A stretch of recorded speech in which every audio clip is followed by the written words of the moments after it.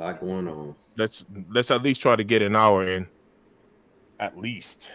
Hey, we live right now, bro. Wait, hold on. Who's live? We. What up? What up? He said, we. I speak French now. We. He said, ooh, the French hold thing, no? What's going on, man. fellas? What's going on, fellas? What's going on with y'all, man? Doing good, man. What's going on with y'all? Wednesday, August 14th. Damn near halfway through the month. That is the truth. That is the truth. You know what I mean? Yes, sir. Hey, I had somebody comment on my CB94 video, right? The Charles Barkley joints. Just today. Yo, what up? It was like, I bought these shoes and I really liked them. And then was like, yeah, I can't get my foot in here. I can't get my foot in here. Was it a woman's?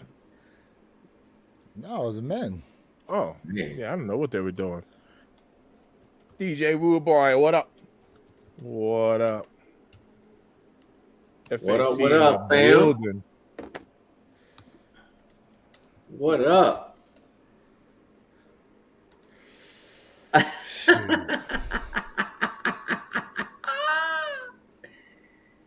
We about to kick it off, fam. Man. Yeah, man. We definitely about to kick it off. We appreciate y'all rocking with us for sure. You know? Yeah, man. For real. Yes. UPS Goofy. Yeah. Goofy tried to Vic my wet cement 4 double up. Ooh. Damn. DJ Woo Boy, what's up? DJ Tyler in the building. What's up? What up? Hey yo, FAC, check this out. Yep, yo. Hey yo, I'm gonna share a quick story with you. So I actually got by a FedEx driver, and they never did nothing about it. They put a claim in and never did nothing about it. I was just out on a pair of shoes, and it wasn't even nothing crazy, man. So these were the Jordan 13. What were the blue pair? Kind of like university blue. It was the French blues. So nope, it wasn't the French blue. It's almost like the Bridge, but they were blue. Oh, those are the. Was it university blue? No, those I know exactly what you're talking about because I you got them back there. Well, there's the UNCs. The UNCs kind of look like that. Hold on. Pull those out if you can real quick. Pause. Pull it on out for them. Not for me. Yes, those. These are the UNCs. The UNCs. That's what got stolen. That is what got stolen. So, all right, check this out. FedEx, I was working, but my kids were home. And I got the Vivint alarm and all that stuff. So once the driver came up, I hit my son up and I was like, yo, go get my kicks. They're sitting outside. My son brings the box inside the house. And when I got home, the box was empty. The only thing that was in there was the 2 shoe trees, like the actual paper shoe trees. It's the only thing that was in there. And so I immediately called FedEx. And now check this out. FedEx goes, well, the driver delivered the package because there's a picture of it in front of your house. And I was like, yes, the driver did deliver a box. The contents on what was inside of the box was gone. He delivered an empty box. So I got the FedEx, the auto pack carton. I got the Nike box. I got it up there. Got my box up there. There's no shoes inside of it. And it was like, but we have a picture of it in front of your house. And I'm like, yes, you got a picture of an empty box. The box was delivered. There was no sneakers in it. And it was like, but we have a picture. I was like, okay, all right. But so I actually had got. We have the photo, and it was delivered to your house. And I'm like, it was an empty box. Oh yeah, I got. I got. That's crazy. That's bananas right there. Yeah, we already got a bunch of people jumping in here. What's going on, everybody? Thank y'all for tapping in right now. You know what I'm saying? We just decided to get together and kind of kick it. We had a little topic on hand about what it's like to do YouTube. You know what I mean? Yep. Oh, we got in here Fat One. We got Michael Floyd tapping in. what it's like. Real underscore fan with the blessings. Appreciate you there. Yes. What else we got What here? DJ it's Tyler Radio tapped in. We Yeah. got who else we got in here? Jackson Arnold tapped in. What's going on with you? Yes. Appreciate y'all being in here, man. yo. Oh my goodness. Let's get it. So who wants to start off first as far as their experience doing? First off, when did you start doing YouTube? Man, I want to say this might be 2.5. I think maybe. Oh, 2.5 years. Okay. Yeah, I want to Oh, say wow. I want to say 2.5 for me. Yeah. And that's the thing. I think you and I probably started around the same time. We were extremely close. If I take a guess, I'd probably say I'm about a year and 8 months in, 9 months in, somewhere around there. Yeah, because I know I started January of 2023. Oh, I know that Okay. for a fact. That's when I dropped my first video, January of 2023. Okay. Because it was like a New Year's resolution for myself. So, yeah. But I guess Nice. Jay, since you've been doing it the longest, I mean, because I guess you started during COVID then, like, or the very outskirts of COVID, right? Oh no. No, I mean COVID was. Maybe I'm exaggerating, but I feel like 2.5. Really, I really do feel like 2.5. But because yo, COVID was more than 2.5 years ago, if I'm correct. But I get what you're saying. I guess the crux of it was obviously the end of 2019, and all of 2020. Yeah. Then 2021, we basically started to come over the peak, and yeah. we're starting to Yeah. work our way. Yeah. You know what I'm So saying? around that time. Yeah. So it's been like 2.5. Yeah, absolutely. My man said, remember when they had Yes. one-way aisle? Yes. Oh, yeah, they had the arrows, remember? Yeah, Yep. you could walk down. You had to Yeah. follow a certain way. 6 feet. Yep, you have to be 6 feet apart. Damn, yo, remember all the outfits that people had, like the way they was trying to do masks and The stuff? they have shields with the goggles and Bro. mask and Bro, I remember dudes was using like underwear and crap to cover their face. just to with make it. masks. Yeah. It was such a crazy time, man, because I knew somebody, it's a friend of mine, his name is Jermaine, and he has a like a carpet cleaning company. Just for COVID, he got like those, like the sanitizer. He had these big contracts, man, like sanitizing shopping carts and all types of stuff. You know, Yeah. because everybody's trying to keep everything all clean. Man, that's All what I'm clean. talking about. Yo, tap that. Real quick, yeah, for all y'all in here, please smash that like button. Whether you're watching through my channel, Where Your Kicks 26, Mr. Thanks, or Tap. Jay Elevates. Tap. Make sure y'all Yes. smashing that like button. Tap. Absolutely. Appreciate y'all. So back to your question. So I'm gonna tell you, why I started YouTube. I started YouTube because of course, clearly I'm watching YouTube a lot, and I'm watching a lot of sneaker guys. I'm like, I've been doing this since a kid, and I just noticed like a lot of people, whether they're big or small channels, they were missing things about sneaker history. Like they had no clue, or they would be on a video. And they're like, hold up, y'all, let me check my phone. Let me check something real quick. And we still get it to this day. And I'm sitting back like, I could do this. Yeah.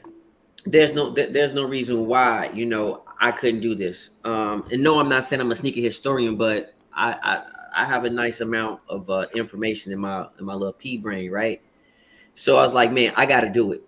And the hardest thing for me was editing. Video editing was like the hardest thing. I mean, I was like, what is this nonsense? Bro, I can remember making a video and it takes me like forever. First off, making a video and constantly having to reshoot something because I just didn't like the way I said it. Damn, the editing. The editing too, man. Listen, I've been up like 2-3 o'clock in the morning trying to edit a video. Like, well, I'm gonna save this for tomorrow. I'm gonna save the rest of this for tomorrow because look how late it is. But Yeah, man. I mean, when you starting off, you just scrutinize everything you do, everything, and you know you got like a wealth of knowledge, and the thing is, how do you articulate it? Did you have an issue like trying to cut down the time that like the length of your videos when you started off? Yes. When I started, I was doing 13, 14-minute videos. Like I was going super in depth about sneakers, and I was told, it was like, hey man, you got a lot of knowledge, but hey, this, you ain't got an audience for that. Right? People just trying to get to know you. You got to figure out how to cut it down. I was like, That is fair. yeah, Yeah. yeah, it was good information. Right. Right. What about you, Mr. Think? I struggled in the very, very beginning. I remember my first video. That's what I was looking up, because my first video was those Travis Scott Black Phantoms. So as soon as they came in, matter of fact, my first video, I check this out. I still, whenever y'all get time, not right now, later, go on my channel, scroll all the way down. I keep my first video on there because it was terrible. Number one, it's like cringy, but it's so bad. I keep it up there as a humble reminder of beginning up until now. Yes. So I literally keep it there. And like I said, it's bad. Like it is bad. I'm talking about, like, when I say bad, I mean like lighting is like this, and it's bad. It's bad. Wow. Wow. Bad. Yeah, Bad. my lighting was bad too on my first video. I was like, I made a video, like I wasn't even reviewing a shoe. I was just like, here's an introduction to my channel, like, and that Right. should have been something separate. You know Correct. what I mean? Yep. But yeah, I Yep. mean, when I started off, like my videos were way too long too. I had a couple on there like 20 minutes. You know what I mean? But I honestly think that's actually better than too short, because I didn't really know. Well, I want. Matter of fact, Jay, I want you to finish. I want you to finish. No, I mean, I would touch that. I would touch that. no, go ahead. I mean, for me, I was just like listening to people who really knew me, and I knew what they were saying to me was coming from a good place. Uh, and I'm not skipping subjects, but I want to tell everybody this right now. Like, if you are on um, the fence about, starting a YouTube channel, IG, whatever you're talking about, you want to do, I'm gonna tell you right now, social media, you have to have alligator skin, okay? Because you got people out there that's just gonna try to say some crazy things to you. You have some people who actually gonna be there for you. Um, you gotta have tough skin, man. You have to. Yeah. You know what's becoming popular that I've seen a lot is the amount of people advertising how to make a YouTube video and never have to show your face. And now, like with all this AI, like they show like how you can. Speaking of, oh yeah, we gonna get into that AI stuff because I saw something crazy. I gotta try to find the video again because the level that AI has gotten to now with how real they can make someone look is ridiculous. But the fact that you can basically you can create images, you can create a subject, put it in there, and then ask the AI to basically create a video, like a whole 10-minute, 15-minute, whatever, like script for you, right? And then you can put it into another AI that will allow you to basically use someone else's voice to read it out, and then you can put it into another AI that will basically create images for that video. So you never even really have to do much of anything except type one sentence and keep running it through all these different AIs in order for it to pop up as an actual YouTube video, and then you edit it how you want to edit and then put it out there. Yeah, yeah. It's crazy now what people are able to do. You're 100% right. And I will say this. Let's wait on the AI part, because we can definitely go a deep rabbit hole. And you're right. I agree with you 100%. AI is just progressively getting better by the second, and it's scary. It really is. It's crazy. It's super crazy. My man said, I made a video about Dodge and Chrysler on my channel, and it took so much editing. Totally understand what you guys are saying, and I really appreciate all the hard work and content you guys do. Hey man, much love to you, for real. Make sure y'all go. Yeah, man. Put your YouTube in the chat too. Let people know what For that sure. Throw it channel up. is if you're still doing. Throw it Yeah, up. You know what I'm Just a yeah, saying? sneakerhead. What up, man? You yeah. tapped in? We Throw want it to Where up. we support at? you, DJ Tyler Radio. We want to support you, bro. Like you support us. Like put that out there. Hit that like button. Hit that like button for all of us. Tap that like button. Is that JS? Is that just a sneakerhead? Just a sneakerhead. He's on there. Is that Yeah. JS? Who my boy Joe? Nah. That's hate to lose. Oh, what's up, hey? Oh, just a sneaker. I see you tapped in there on the Yeah. bottom. Just a What's sneakerhead. going on with you, bro? Yep. Yeah. Appreciate you tapping in. What my man Hate to Lose say? Do you three make a triple, a tribe, a spirit full of might and love and spirit and passion and all? Oh no. That's not hate to lose. Then Yeah. who are you talking about? You said JS. I thought you were talking about Yeah. just a sneakerhead. Nah, that's somebody else. I had to scroll down to see. No. just I to got see you. his comment. So to answer your question, there's actually 4 of us. We're man down right now. Yeah. Yep. Man down. Yeah. Man down. He's like, hey, man down. What did he say? He said, "Hey yo, your mic is up there." You talking about mine? Lower it down a little bit. You talking about me? Or am I too close? One of them. I've noticed. I noticed like whenever I talk, I tend to lean into it, and I don't have to do all of that. Just kind of. I don't know why. I don't know. Just something I guess you used to I'm used to doing. whatever. You know what I'm Get saying? that microphone Anybody in checked. the chat though? Anybody else in the chat ever thought about really trying to make a run at YouTube? Really trying to make a run at maybe trying to start your own Instagram and build that up? I mean, listen, there's money out here in doing it. But like Jay said, it takes thick skin, and then it also takes a lot of patience too. Yeah. It takes a lot of patience, you know. And when you talk about patience, I remember one time it took me like 4 hours to edit one video because I had no clue what I was doing. Yes. Like I was plucking my eyebrows out. I'm like, what did I get myself into? You know what I'm saying? Like Right. for real. Yeah, because there's so many different editing apps out there you can use too. Like, what do you use, Jay? So when it comes to apps, I use Power Director Pro. That's what I use. What do you use, Mr. Think? iMovie, Video Maker. I use quite a few. I use different ones depending on what I'm doing. Yeah, I use Filmora. I was trying to use DaVinci. I started that off at first, and then DaVinci was just too much for me to try to figure out. So I switched to Filmora, and I felt like that was way more of a user-friendly platform. But I also use CapCut if I'm just trying to like edit something on my phone and stuff like that. You know, just throw it up there, and like I want captions and crap. Right. But yeah, that's really all I use. Absolutely. So we got Noah in the building. He said, "How did you guys start your collections?" Who wants to take that question? Ooh. One pair at a time. That's how. One pair at a time. Like One pair same. at a time. Same. know? Like I did not start with no 10 or 15 grand and just went and picked up 100 pair of sneakers. Man. I did not do that.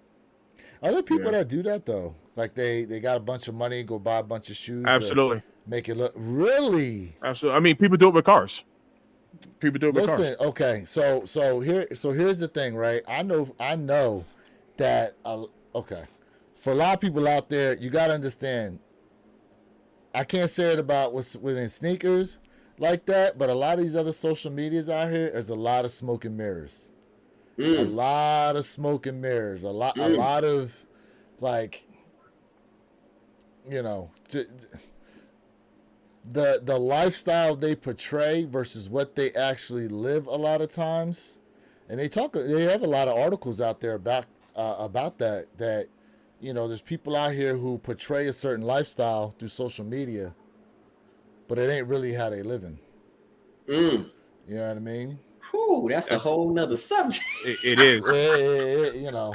It is, because that's the danger of social media, because people generally will portray like their best selves, right? Like you get on Facebook, I mean, All people are generally filters.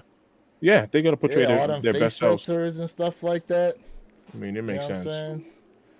Yeah, man. Just a sneakerhead, go smash the like button. Yes, please do. Yeah. Please do. Run them I'm likes at up. 5. I'm at 5. I need 10 Run likes. them likes Somebody up. give me 10 likes. Yeah. I'm at 5 right now. We're gonna go ahead and start off and go to 10. Depending Don't give on me where 10. y'all watching from. Stop So holding it. I'll tell you guys, man, like, how did I start my collection? Well, I've been rocking sneakers. When I'm saying sneakers, I'm talking about Jordans since I was a little boy. Yeah. Just to be honest with you. So for me, I've been in this culture since I was probably like the age of like 4. Like, I'm just being honest with you. Like, no cap. And I will say this, it doesn't matter how many sneakers you have in your collection. I want to say this to the chat. It's about your collection. It's about what you feel like, resonates with you. That's the first thing. Aesthetically, when you're a social media content creator, it looks great to have 2 rooms full of shoes. That, without a doubt, it does. It helps out with people really drawing towards you because, like, oh my gosh. But to be honest with you, I collect what I like, okay? And when I'm tired of the silhouette, when I feel like, hey, either I wore it enough or, hey, I appreciated the silhouette, I get rid of it to get something else. To be honest with you. And I'm right now starting to dwindle down my collection because there's other things I feel like I want to have in my collect that I think is more important. So for me personally, man, just remember, it does not matter about what everybody else like. It's all about your vibe. And that's the difference between being a true sneakerhead. We all appreciate what's on our feet, even if we don't rock with it. Yeah, for real. I would agree with that, man. Like, there's some brands out there and stuff like that. Like, I don't necessarily wear, but I just like sneakers. I just like I can look at a shoe and tell you whether or not I like it or don't like it. Now, whether or not I buy it is a whole different story. And I think that goes with anything though, right? A lot of stuff out here, like we say, we like certain things, but Yep. will we actually go out and buy it? I mean, that's different. Um, how my first pair of J's that I actually owned. How old was I? 13. It was a pair of Jordan 14. It was called the Green Glows or something like that. They were all black with some green trim, white midsole, black and white outsole, but they had like around the Jordan symbol or whatever that kind of looks like the Ferrari sign. They had like green hints. Jordan was written in green and stuff, and that was my first pair. And then I didn't really pick up J's like that. And again, it all came down to money, right? I didn't pick up J's like that until, man, probably until I got out of college. Like, and I'm talking about retros, you know? I'm talking about retros because, like, the Team Jordans, they were cheaper. You know what I'm saying? So I was just like, I guess I'll just rock with these, whatever. You know what I'm saying? Like, but then when I finally got to a point where I was like, oh, wait a minute. I can start getting these retros now. Yeah. I can start getting these retros now, and then I just started, trying to pick up a bunch of the silhouettes, obviously that I missed out on when I was younger, and for me, like especially these sneakers that have stories to them, I try to learn the backstories to a lot of the shoes out here to try to up the knowledge and stuff like that, and that makes. To me, that's what makes sneakers fun, right? It's not just the shoe. The shoe has meaning either sentimentally, you know what I'm saying? Or you're picking it up because you like the shoe and then you like the backstory that goes along with it, you know what I'm saying? Like there's just so much involved with sneakers. And then not for nothing, bro. Not for nothing. Check this out. For us to be doing YouTube, I mean, I would have probably never met you two or Perp without doing YouTube.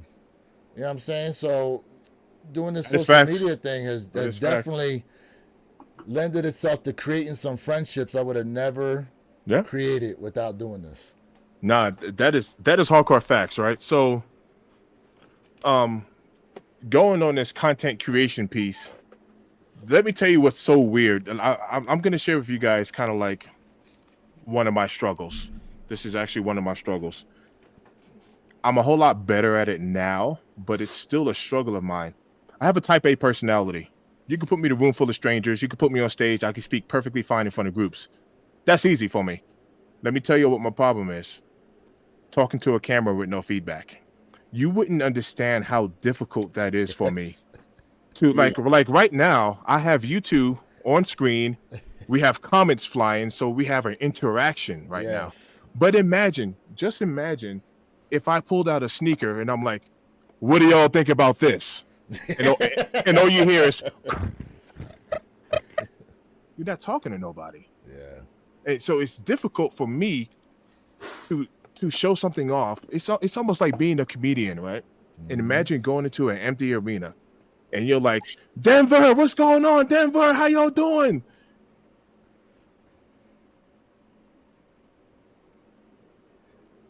Yep. No reaction. No reaction. But you got to keep that drive. You got to keep that hype up, right?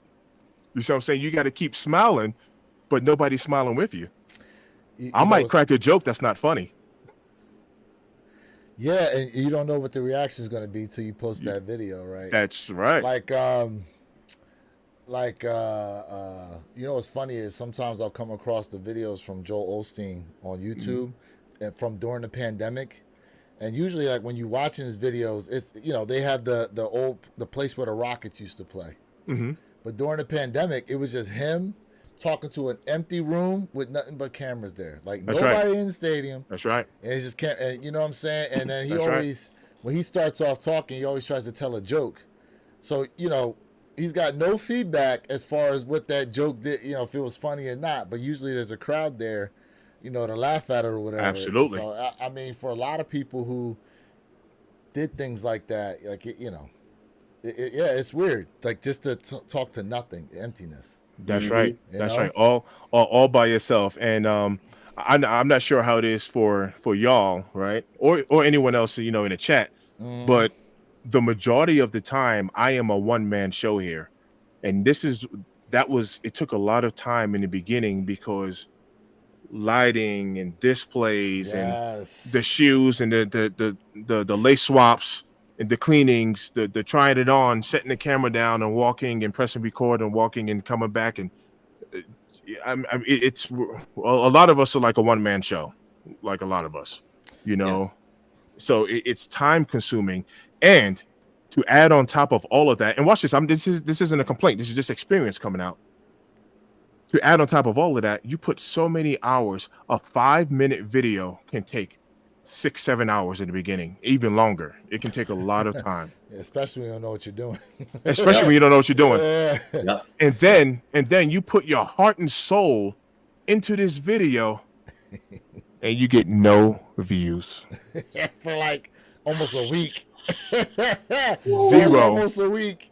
Zero. The 5 views you got was all from you. You know that. So you can just take those off. I'm glad you said views. And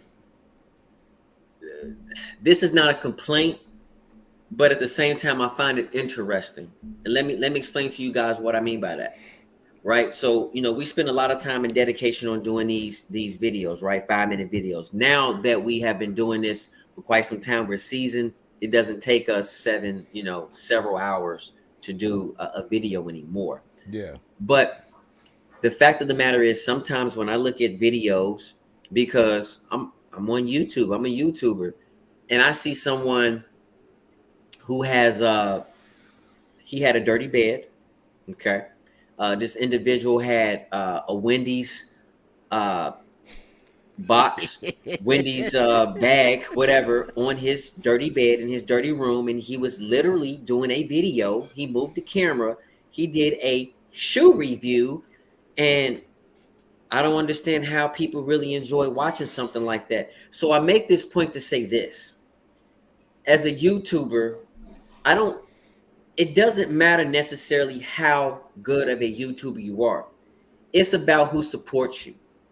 Because those who truly support you are able to assist you in getting into the YouTube algorithm. I just want to let you guys know the facts and the truth behind it. And I need to know, like, where your kicks, Mr. Think. How do y'all feel about my statement? Because I feel like it's true, and I really want to know how y'all feel about that. Real quick, shout out to DJ Tyler with the Reshootinator plug in the comments. Yeah, that's all yeah, that.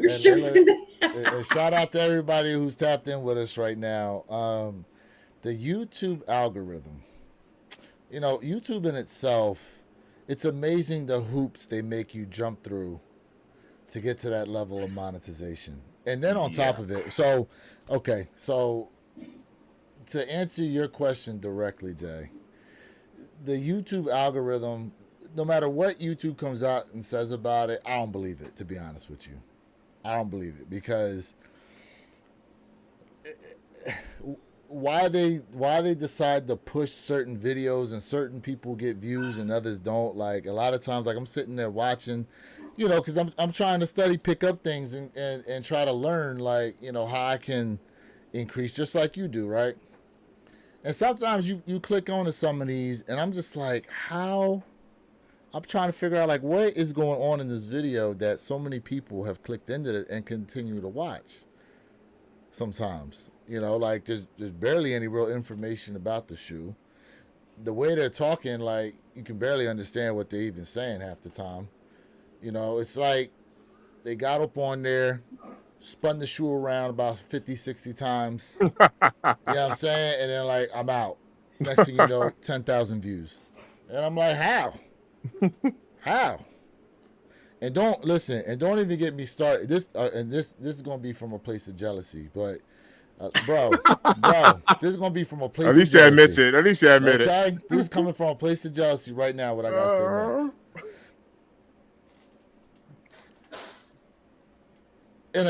next. An attractive woman could know nothing. And I'm telling you right now, she want to get 100,000 subs. All she got to do is look good, bro. I'm telling you right now, like, if women care anything about these sneakers out here, I'm telling you right now, all they got to do is be half decent looking, get on there, say a few things, and these dudes going to flock in. They're going to flock in and sub up. Telling you right now, because I've seen it. There's a couple up there that I'm watching, and I watch sometimes just to see, like, okay, let's see what they have to say about it. And I'm just like, man, to be a woman with social media, and I'm telling you right now, it is coming from a place of jealousy, because it's like, damn, you know what I mean? How easy is it sometimes? You know what I'm saying? But the YouTube algorithm. So can I talk about that real quick too? Can I talk about that too? Okay. Do what you do. I'm gonna chime in after that one. The YouTube algorithm makes absolutely no sense. And okay, not for nothing, I'm gonna let y'all in the chat know right now what it is. In order to get your channel to a monetized level, you have to have 500 subs and at least 3,000 watch hours. Now, here's the thing. On the surface, you're like, 3,000 watch hours. Okay.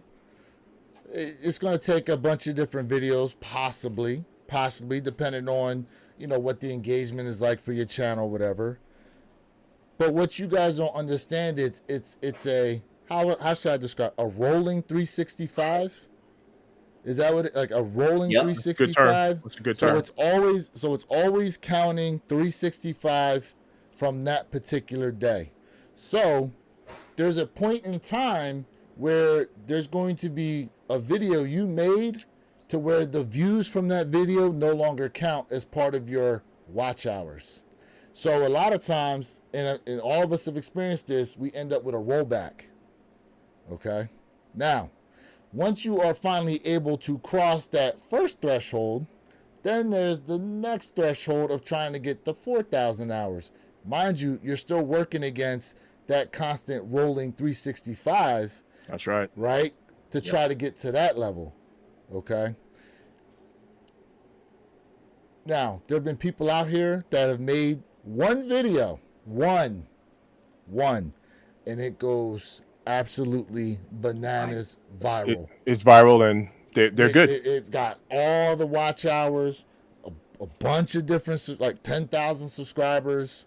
You know what I'm saying? Like, and a lot of times the people are doing, they're not even looking at the camera. They ain't talking to the camera. Like, they're just sitting there playing like Roblox or something. Okay? Like, and guess what? People are just steady. Like, subscribe. Like, it's wild. I'm gonna be quiet now. Let y'all go. So, according to YouTube, they say that the algorithm replaced the word algorithm with audience, which I can agree with that to a certain degree. The problem is, in order for you to meet these metrics, it's a little bit more challenging, a little bit more difficult than what most would even think, because they're telling you, we want you to meet these, I guess, requirements. However, your channel isn't big enough for us to even introduce it to a larger audience. Yes. And that part, I'm not 50-50 on, but I do understand why they do it. I don't agree with it, but I do understand it. And I will let me tell you why. Whoever the biggest like YouTuber in the game is right now, right? I don't know if it's Mike Rich. No, Fowler. Is it Fowler? Seth Fowler. Seth Fowler. He got a couple of million. Is it Seth Fowler? I think Seth got Fowler. over a million. He got over a million. It might be. Well, watch this. In all fairness, and I'm just being fair, right? I'm being extremely fair. In all fairness, if the NFL was to give one YouTuber a commercial, then I would say give it to the person who has the biggest following, because that would be how YouTube would kind of do it. So they would take Seth Fowler and say, hey, you are the biggest YouTuber on YouTube, and you're going to have an NFL ad. So my whole point is, it wouldn't be necessarily fair for somebody with 1,200 subscribers like me to be like, I deserve to be on the NFL. Like, yeah, really, you don't, D. And that's just me being fair, right? That's just me being fair. So if I can fairly say that, I don't think a new YouTuber should just have access to millions of people, because it can damage your channel and your brand. I'm gonna tell you why. Because we still don't know what we're doing in the very beginning, and that stands for like a lot of us. My whole point is, you don't want to go viral when you first start, because you don't know what you're really doing. And if you accidentally go viral, it puts the pressure on you to make viral videos from that point forward. Every time, it's gonna be stress. Yeah, because then, like if we all woke up tomorrow with like 30,000 subscribers, bro, our minds would be like, well, but do you know what the difference is? We're at the level now, and this isn't a flex, but we're at the level now to where we can actually handle that. That's true. But mentally, we could. But imagine if you would have just started, you go viral, and then your next video, you put all that time in, you upload, 10 views, and you're like, yeah, YouTube said, no. Let me mash that down. And look, shout out to everybody in the chat who's tapped in with us right now. Just a sneakerhead said, yeah, I feel the same way about some of the music I hear. Like, how is this guy getting paid? Yo, do you know what's so crazy about that in particular is, no lie, they make more money now than what they did back in the day. Yeah. So I mean, now these people are just getting straight up rich. Straight up rich. So Jay, did he send you the video of the guy that was talking about like what the payout is, like what the I don't think I sent it to him. Oh man, Jay, do you understand, bro? Do you know what the payout is for a short and a long form?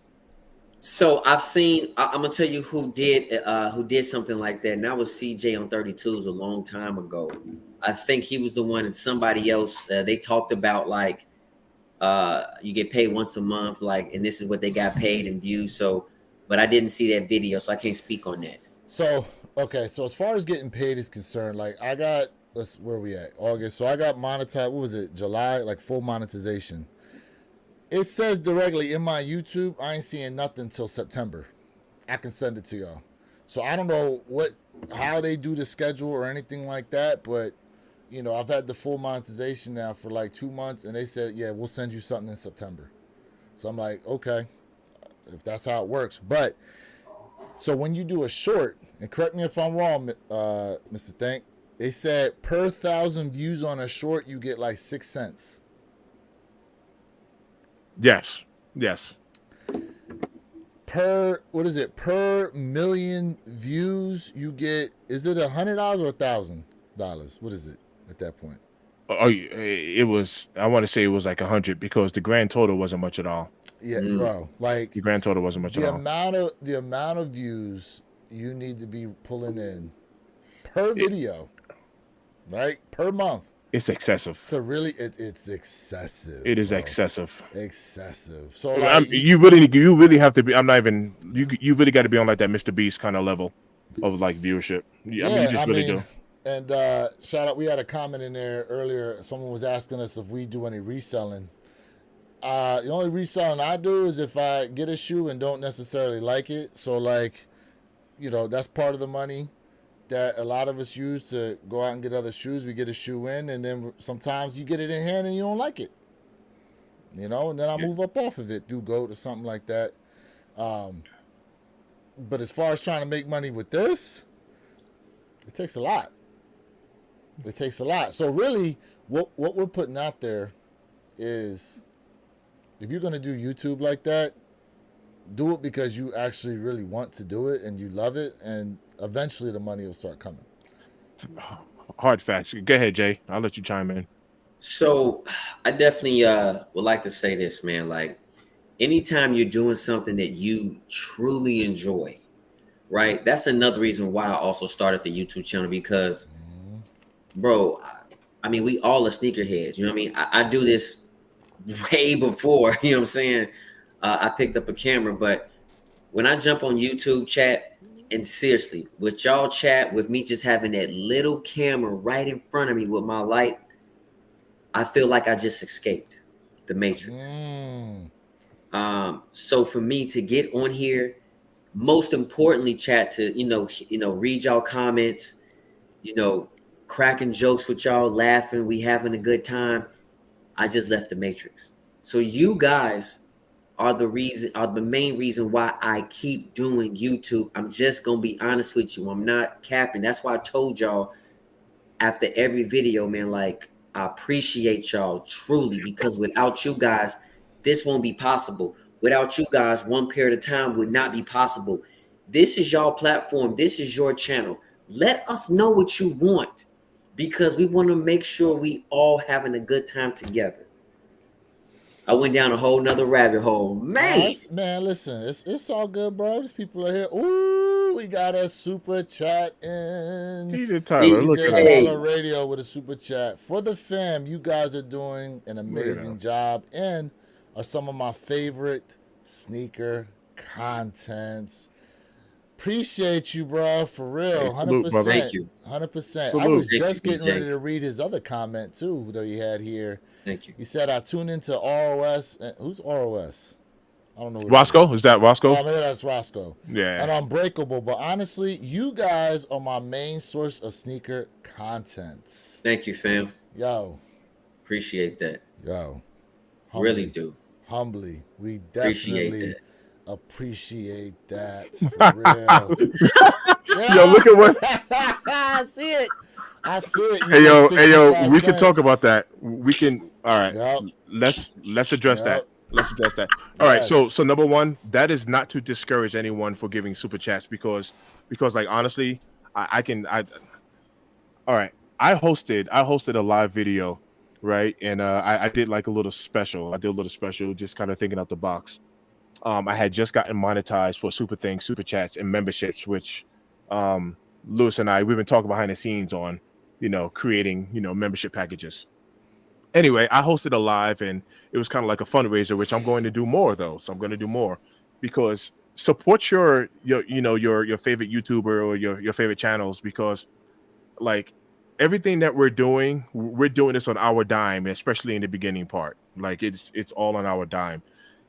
But it's not all monetary. Like, I want y'all to know. Like, I want y'all to know right now. Like, seriously, I have 9 likes. Go ahead and get me up to 10. Tap there, because you can support. You can support by more than just sending money. And trust me, we appreciate that. But you can support by commenting, You can support by subscribing. You can support by tapping that like button. Yeah. You can support monetarily. You can support by sharing the video. There's multiple ways you can support. Wait, I think my screen just changed. Oh snap! There we go. But there's multiple ways to to support. But what he's referring to, when I've done the math, and I might not be completely on point, but I want to say it's like a 60-40 split.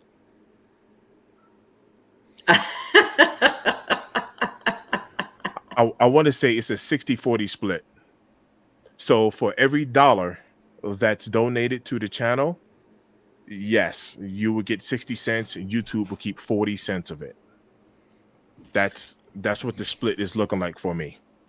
Real quick, I got a couple questions here from Noah. Are y'all on the ASICs or New Balance wave? And then specifically to Jay, are you a fan of the Yeezy? Ooh. So Noah, to answer your question, yes, I definitely on the ASICS wave and New Balance as well. I've done shoe reviews on New Balance. ASICS, I've always been on ASICS, but I use ASICS as one of my running silhouettes because I'm an avid runner. So I'm not new to the ASICS family. As far as a Yeezy fan, absolutely, Noah. I do have Yeezys back here. I got Yeezys behind the camera as well. So and I do like what Adidas did, even though that hurt my heart, but I was happy for a lot of the family with the 450s that dropped to $65.99. Bro, 65 $65. Yeah. But yeah, man, I am a Yeezy fan, and listen, Yeezys are so comfortable. It's crazy. Like Yeezys are comfortable, and I love especially the 350 model and the foam runners. Man, I love them for real. Yeah, check out Jay's channel because he has some very good videos on Yeezys. Some of his best videos are actually coming up in that Yeezy. Please go check them out. Please go check them out. Jay, you ever thought about doing like some wear testing on some of like the ASICS shoes or something like that? So you talking about in reference to? Are we talking about like running? No. Because for example, like there's a bunch of YouTubers out there who do like they'll wear a certain silhouette for 30 days and then make a video on their experience wearing that shoe. Like I've seen people do like 30 days wearing the Jordan 4 Pine Green SBs or 30 days rocking the some other collab shoe or something like that. So, being a runner, you know what I mean? Like, and you wear some of those shoes to run in, you ever thought about like doing some of that type of content, like a wear test contest? Yeah. You know what? That's a very very good idea. I have not done a 30-day challenge. I haven't done that. I just thought of an idea. Because it's not often all of us get the same shoe. But when we do, we should do like a collective 30-day challenge on what it's like owning a particular silhouette or something to that extent. It doesn't have to be 30 days. It could be like a week, 2 weeks, something like that. You know what I'm saying? Like that'd be an interesting little thing we could do actually. Check this out. That actually is such a good idea. I would only need a week because I'm a mover and I will absolutely dog whatever I'm wearing out. And then watch this. We can all clean them. Clean them up. Yeah, do a live cleaning them up. Do a live cleaning. Yeah, depending on what we're doing. Yeah, that'd be dope. We could do that. Dope. Heck yeah, man. I like that idea. Heck yeah, for real. I like that, boss. Yeah, I like that. But yeah, I mean, but you being a runner like that, you know what I'm saying? Like, picking up some of those shoes. I know it'll be somewhat of a change from some of the other content you do and stuff like that. You know what I mean? But yeah. But it's one of your passions. You know what I'm saying? Like, so I will say this. I know a while ago I did the 100-mile challenge in a New Balance. Oh, did you? Yeah, I did that, and now I'm doing a 100-mile challenge in my Hokas, and I'm almost done with my 100 miles in my Hokas, and I'm gonna ask the content. I'm gonna ask the chat. What is the next runner sneaker they want me to pick up and do another 100-mile challenge in? So them Hokas, man, Can't wait to get y'all that review, man. As soon as Nice. I'm done with running my 100 miles. Okay. Nice. Okay. What is it? DJ Tyler goes, I hope Purple Haze uploads his customs on video. Hey, listen, Yep. man. We gotta get him going, bro. Yep. Thanksgiving It's is right around close, the but it's a corner. long time away. Yeah, yeah, Yep. yeah. It's still You right know what I around the mean? corner. I Yeah. wanted to address that other question there by Noah. Are You had a y'all in the question? reselling business? Let me answer that for myself. It's kind of weird because I will resell a kick, but I'm not a reseller. So let me explain it. I'm going to explain it a different way. I go to Top Golf to have fun, right? I can actually hit the ball now and I have fun, but I'm not a golfer. If Stop. that makes sense. He said I can hit the ball now. No, I can. I can actually hit the ball. That's But what's my up. but my whole point is I'm not a golfer, right? So I might resell kicks, but I'm not a reseller. I don't know if that makes sense, but Yeah, it's not what I it does. do, but I've done it, Yeah. right? You're not I've going sold around. cars before, but I don't have a car dealership, right? Yeah, you're not So going around setting up a booth and setting up the shoes and all this other kind of stuff. right, Yeah. right. Yeah. So Yeah. that's my level of reselling. It's yes, but it's not what I do. Like that. I'm not a reseller, but yes. Yeah. Yeah. Real quick. Yeah. So y'all smash that like button, all right? No matter where you watching right now, whether it be my channel, Jay's, or Mr. Think I'm Possible, smash the like Hey button. Run yo, them likes up. I got 10 likes. Hey. Nice. There All we right, go. we need 15. Nice. There we go. There we Nice. go. Heck yeah. Tap Smash that like that like button. button. Shoot. Just double tap your screen. If y'all don't know how to do it, just double tap that. Just a sneakerhead goes, I actually like reselling, but I'm not quite a reseller, and I feel like I sell a lot. Okay. Yeah. No, I feel that. Okay. I feel that.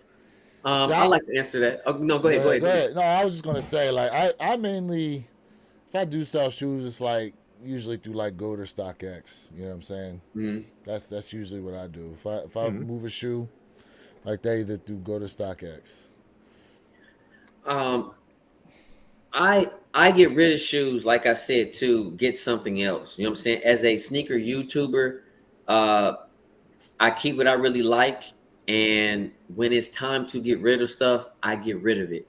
So I would like to make this comment as well. I am not a reseller, but yes, I get rid of shoes, to resell, to go ahead and bring you guys more content when it comes to different silhouettes. And this is another rabbit hole I'm about to go down, but it's going to be very quickly. Trust me. So a lot of people I've heard saying, I hate resellers. It's costing too much to buy these sneakers. And I thought about this and I said, it's not the reseller's fault because they're trying to make money. And I'm not mad at that, but it's the company's fault for backdooring sneakers. It's the company's fault for giving these sneakers up early so people can resell these sneakers. I just want to leave that little tidbit, for you guys, because when prices are high, that means what? The market has a high demand for this particular item or items. So us as consumers are driving that price. And this is why I love the era we're in right now, because we're seeing sneakers that cost $220 go for $65 now, such as the Yeezys, for an example, right? Reselling is not high right now. There are silhouettes that are still going up and climbing up in price point, but in a general aspect, reselling is down, and I love it. So to piggyback off of something that Jay said, he's right, with the backdooring. But outside of backdooring, outside of that, botting is another reason why, we don't get our hands on it. So backdooring aside, even if they're not backdooring on a popular kick, these botters can definitely scoop up a lot of these kicks, which, it's the supply and demand for sure. There's no doubt about it. There's no doubt about it. Yeah, I mean the botting. Besides the botting, there's the people that run multiple devices. I've heard of situations where people got like a few different tablets and cell phones plus their desktop computer, and then their whole family basically going after as many shoes as possible. So, it But may in not. all fairness, anybody can do that. Everybody Correct. can't bot. Anybody can, but Everybody not can't bot. everybody is. That's the difference. But watch this. Everybody can't even bot. Botting is like a whole nother beast. Yeah, You see what I'm botting is a saying? whole nother beast. It is. No. It is. But either way, I mean, these resellers out here, bro. Like, I would love to actually know. I would love to actually know how the backdooring really happens. Like, how does that relationship really get set up? And then, mind you, how is it that these people are able to move this inventory out of their store early and it doesn't mess up like their back end or anything like that? I want to know how they're able to manipulate their books in that sense. Mind you, one of the biggest backdoor scandals was with Alma Meniere, which, real quick for y'all, the raffles are open.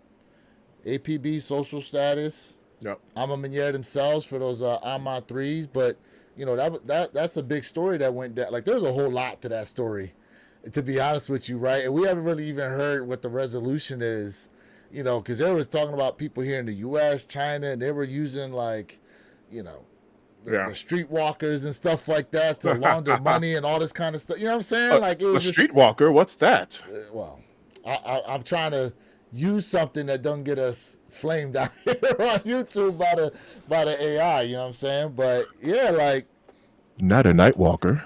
But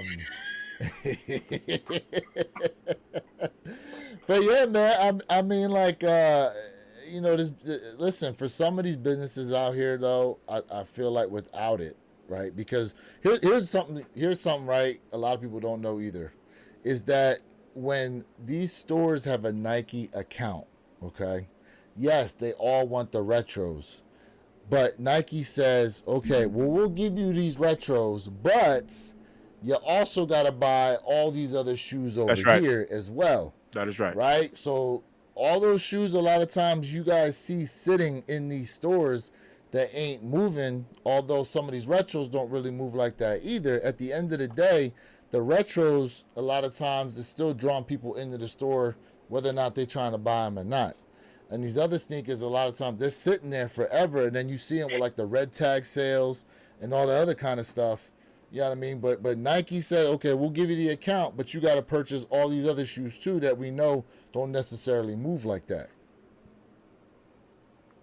Right. My man said, I got 3 phones that I use to get some of these hype drops. Is that an X-Men character? Oh, the Nightwalker.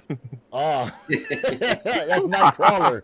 I know, but is that an X-Men character? And I want to say to Noah, man, crease protectors or no, I don't use any crease protectors, but you can go on to Rejuvenator, right? And we have so many different products for sneakers. Where your kicks? What's your discount code? WYK26. And also my discount code on Rejuvenator is J_elevate. My link to Rejuvenator is in my description.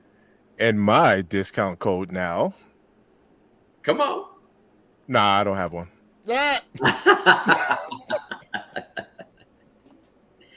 Oh my God. Yeah. And yes, just a sneakerhead. Hey, bro, like you're right. Body's expensive, man. I hear some of these bots cost like $3 bro. So I've heard more than that. So yeah, I mean, the real good ones, like they can run you some serious money. Now here's the thing though, right? So with the amount of shoes that drop, it's interesting because okay, so some of the GRs that release, there's money to be made if someone decides they want to go buy the shoe early. But a lot of us know if we just wait, we can get it at retail, or eventually they'll go ahead and go on sale at some point, especially here in 2024. Now, last night we was talking about this, and we don't know what inventory is going to look like as far as stock numbers are concerned for these shoes dropping in 2025. But that being said, I don't necessarily see the trend necessarily changing. Now it may be different as to how many pairs Nike drops themselves through the sneakers app, but all these other retailers are still getting that shoe as well. Plus restocks. Plus the restocks, right? West Cement's restocked. No, I don't know if they restocked or just these pairs didn't necessarily sell out, but I know size 12, 13, and 18. I got an alert on that from Nike app on the Wet Cement 4s, but size 18 was still sitting there when I went in to look at it, and the other sizes were gone. Yeah. Okay. Okay. Okay. One man say $3K a run, bro. Plus you gotta buy email. Oh yes, emails. You gotta have different credit cards. Then the are we able to mention other? Y'all let me know. Are we able to mention other YouTubers on this platform? I would prefer maybe that might not be best. Well, but it's listen, I'm not knocking the dude. I just want to know how it works though. Because like the guy Sniper Kicks has a Discord, and I don't know how it works. I don't know how they do it, but somehow they're able to get you points to Flex account. They're able to get you extra points for your JD Sport Finish Line account. Like I don't know how they do that crap. I don't know how they do it. Huh? Yeah, me neither. I don't know. But bro, and he's just one of them. He's just one of them out there. Yeah, but and with these Discords, you have to pay a monthly service fee to become a part of these Discords. And if people don't know what these Discords are, some Discords will let you know where certain silhouettes are located at the exact store, how many pairs in that size. They'll let you know, hey, before a drop occurs, hey, come over here to this link so you can get early access right before this drop releases. So Discords are very, very interesting how they operate. I'm not a part of any Discord. I'm a manual copper. It sucks, a lot of times, but when you get that dub and you felt like you beat the botter, there's no greater feeling in my opinion. Go ahead, Mr. Thank. You got something on that? No. Go ahead. Listen, it wasn't even the come at you, but here's the catch-22 in a sense, right? You're able to cop the shoe, right? Isn't there a part of you sometimes that thinks to yourself like, did nobody want these? Because how was I able to get it? How was I able to get it? It's like this weird thought that goes, yes, at least it happens to me sometimes. Like, oh, maybe does nobody want these? How was I able to cop them so quickly? Because a lot of times you get caught in like the waiting room, waiting for them to, okay, you see like, oh, you got a 2-minute wait. And then you just hoping like, please don't sell out. Please don't sell out. Please don't. Sold out. Mm-hmm. Yeah, I get it. You're right. Hey, I agree with it. But, when I catch that W, I'm out here doing cartwheels. Right. That's what's up. That's what's up. Like I said, the Discord I'm in offers a lot of stuff like in-store stock numbers and stuff like that, but I'm still going to manual. You got to put the footwork in still. I mean, 100. 100. So, Bread Fours. Bread Fours was a perfect example of you put that footwork in. Right. You get a bunch of different pairs. Which we did. We got a question here, I think. I was wondering that question too. How does that work? And do you guys do it? The botting, no. If you're referring to botting, maybe I believe this is a female's name. Maybe it's backdooring. They're asking about. Okay. No. Nope. I don't know. I would love to know. I would love, honestly. Right. I would definitely love to know how it actually works. So I can get more information on it, but I told y'all I was in a position to where I could have gotten those Tiffany, the Air Force Tiffany's. Did I tell y'all about that? Yes. I could have got them for $300 a pair, bro. Any size. You should have got them. Wow. Any size. I'm talking about.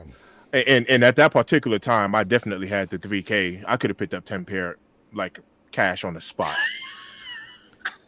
Didn't do it. Didn't do it.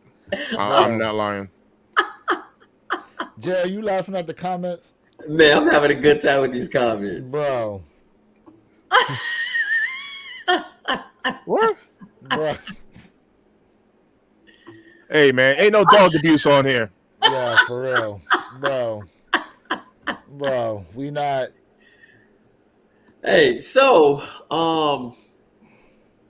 yeah, bro. But with those DSGs, we definitely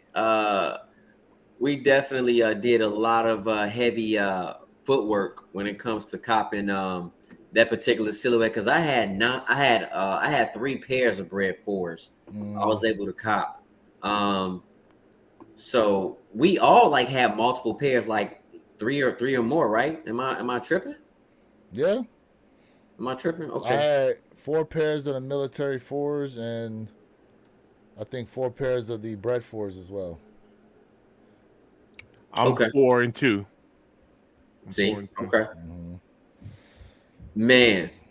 Ooh, thoughts on the Ooh. Grateful Dead dunks. That's it. Listen. Oh So man. I was just talking with Mr. Think yesterday about them because of the Visti Verdes that were Yeah, dropping. yeah. Now, see, I'm a fan. Now, me, I told him I'm He's going to gonna shave him shave him. down. He's I'm gonna going to shave shave him. him He said he's down. gonna shave him. I would shave him. No. Like, Yeah, I he can't. said Gillette. It's He my said shoe. Gillette. It's my shoe. It's your shoe.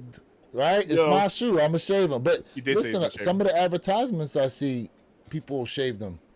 In a bunch of the pictures I see out there, people have them early and shaving them already. Man, I wish I was able to cop the Grateful Deads, man. Like the Grateful Deads, they're up there, one of my favorite, but they're not my top 3 favorite dunks of all time, to be honest with you. But the Grateful Deads go hard. Absolutely. Nah, the Grateful Dead's I'd leave alone, but them Visties, I definitely they getting a haircut.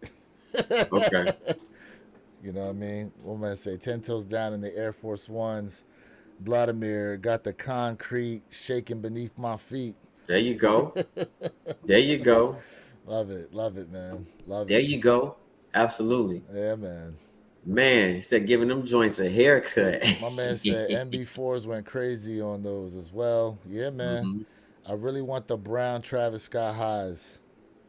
Yeah, the You talking about the OGs. ones? Yep, the ones. Well, Jerry, what you think about the new frags they talking about dropping? You know, Have you seen them? You talking I've about seen them.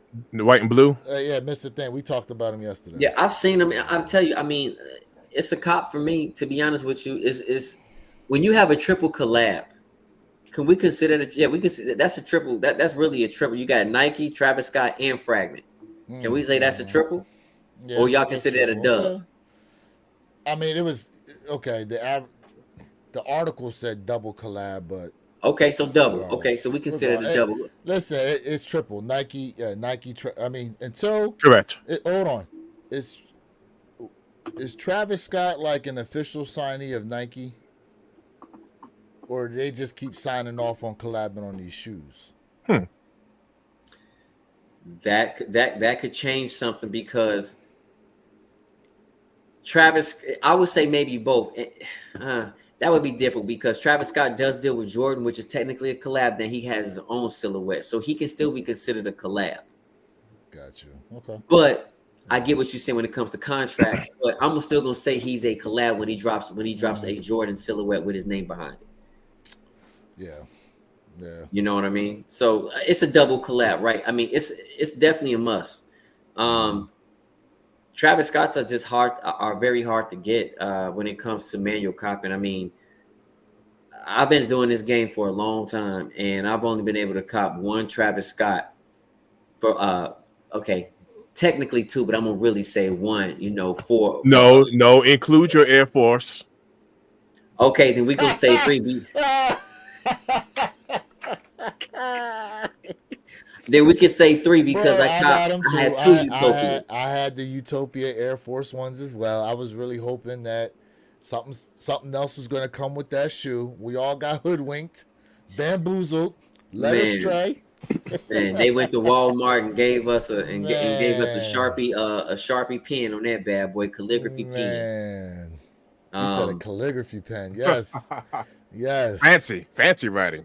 So technically I was able to cop 3 Travis Scotts. I got rid of 1, so They very just hard, man. And the problem with Travis Scott's is there's so many fakes out there. That's where on the resale market, I refuse to buy a Travis Scott on the resale market, because if you don't get it early, I'm telling you right now, as soon as it releases, you probably gonna be rocking the fake, man. So there are just so many fakes out there. I don't mess with it. It's funny you bring that up because they make you know the Jordan 4 RMs. Mm-hmm. Guess what? They got fakes in them now too. I believe it. They got all these abstract silhouettes that are coming out from these different brands. They got fakes of them now too, bro. Like I'm trying to tell y'all right now, the Jones is rampant out here. What's going on? Rampant. You know what I'm saying? And mind you, like, and me and Mr. we talked about this yesterday. These GRs are sitting around for the cheap. Why? Why are you spending that money to go over there for them? These GRs are cheap, bro. I don't know. Yeah. What my man said? Hold on. Let me visually read that. He said, "My prostate after the Cleveland Browns incident. What happened there?" Mike Hunt, what you talking about? Cleveland Browns incident. I had to double check what he was saying. We got a question here. Which are y'all rocking with for the daily wears? SBs or regular dunks? Well, go ahead, Jay. How did you know? I'm gonna be honest with you. I heard the little sound come from you. If I'm I heard picking the little sound. man, if I'm gonna pick a daily wear, honestly, I would prefer. Even though I got rid of a lot of SBs, I would prefer to rock SBs, man, like on a daily. You know what I mean? Like these right here. I would like daily wear, man, like SBs all day, in my opinion. So I'm gonna answer that with I have regular dunk lows. I do have a pair of dunk highs. Well, I might have two pairs of dunk highs. But I'm actually newly converted to the SBs. Newly converted this year to the SBs. The storytelling, the feel, the materials they use on there, and then that price point. That price point on a lot of those SBs. So long as you can get them for retail. So long as you can get them for retail, man, it can't be beat. It can't be beat. Yep. We got to get Mr. Think on the SB train now. Yeah. I'm down. I'm waiting to hit on something good. Just like with the airships. I think I'm start with something good. Yeah. Start with something good. Yeah. I think we're gonna it's coming to an end of the airships. They weren't and they are not appreciated. And I love my airships. I love still the got the Awakes. Don't forget about the Awakes. Supposed to come out next month though. Yep, the blue pair. Oh yep. yeah, the blue pair. That's right. Yep, the blue pair. Right. Yep. Don't forget about the Awakes. Yep. Is StockX a legit website to purchase sneakers? Depends on who you talk to. Whoo, John Doe, brother. So there's a lot of controversy going on with StockX. I will tell you this: I have never purchased off the StockX. That is, if I decide to buy a resale sneaker, I go elsewhere. I'm gonna leave it at that. Mr. Think. Generally speaking, the answer is yes. Yeah. Generally speaking, there's been issues. I guess what shined a bigger light on StockX? Just is it previous to the court case with Nike? And mind you, that whole thing started. Well, it's twofold, right? It was the NFTs that StockX was trying to sell, and then it was that guy who came out and said he bought like 9 different pairs of Jordan 1s or something like Correct. that. Yep. And then he had them legit checked by Nike. Nike looked at them, said that they were fake. Then Nike said they went on there, made a bunch of purchases of a bunch of different shoes, and came back and said like, I don't know, 70% of them were fake as well. I I mean, we haven't heard anything since really about what's going on there, except as part of what was going on, StockX had to change their. Remember, they used to say authenticity guaranteed, and then they changed it up to something else. I forgot what this says now, but yeah, they no longer have that authenticity guaranteed anymore on there. You know what I mean? DJ Tolerator goes, I like the Dare SBs. What else he say?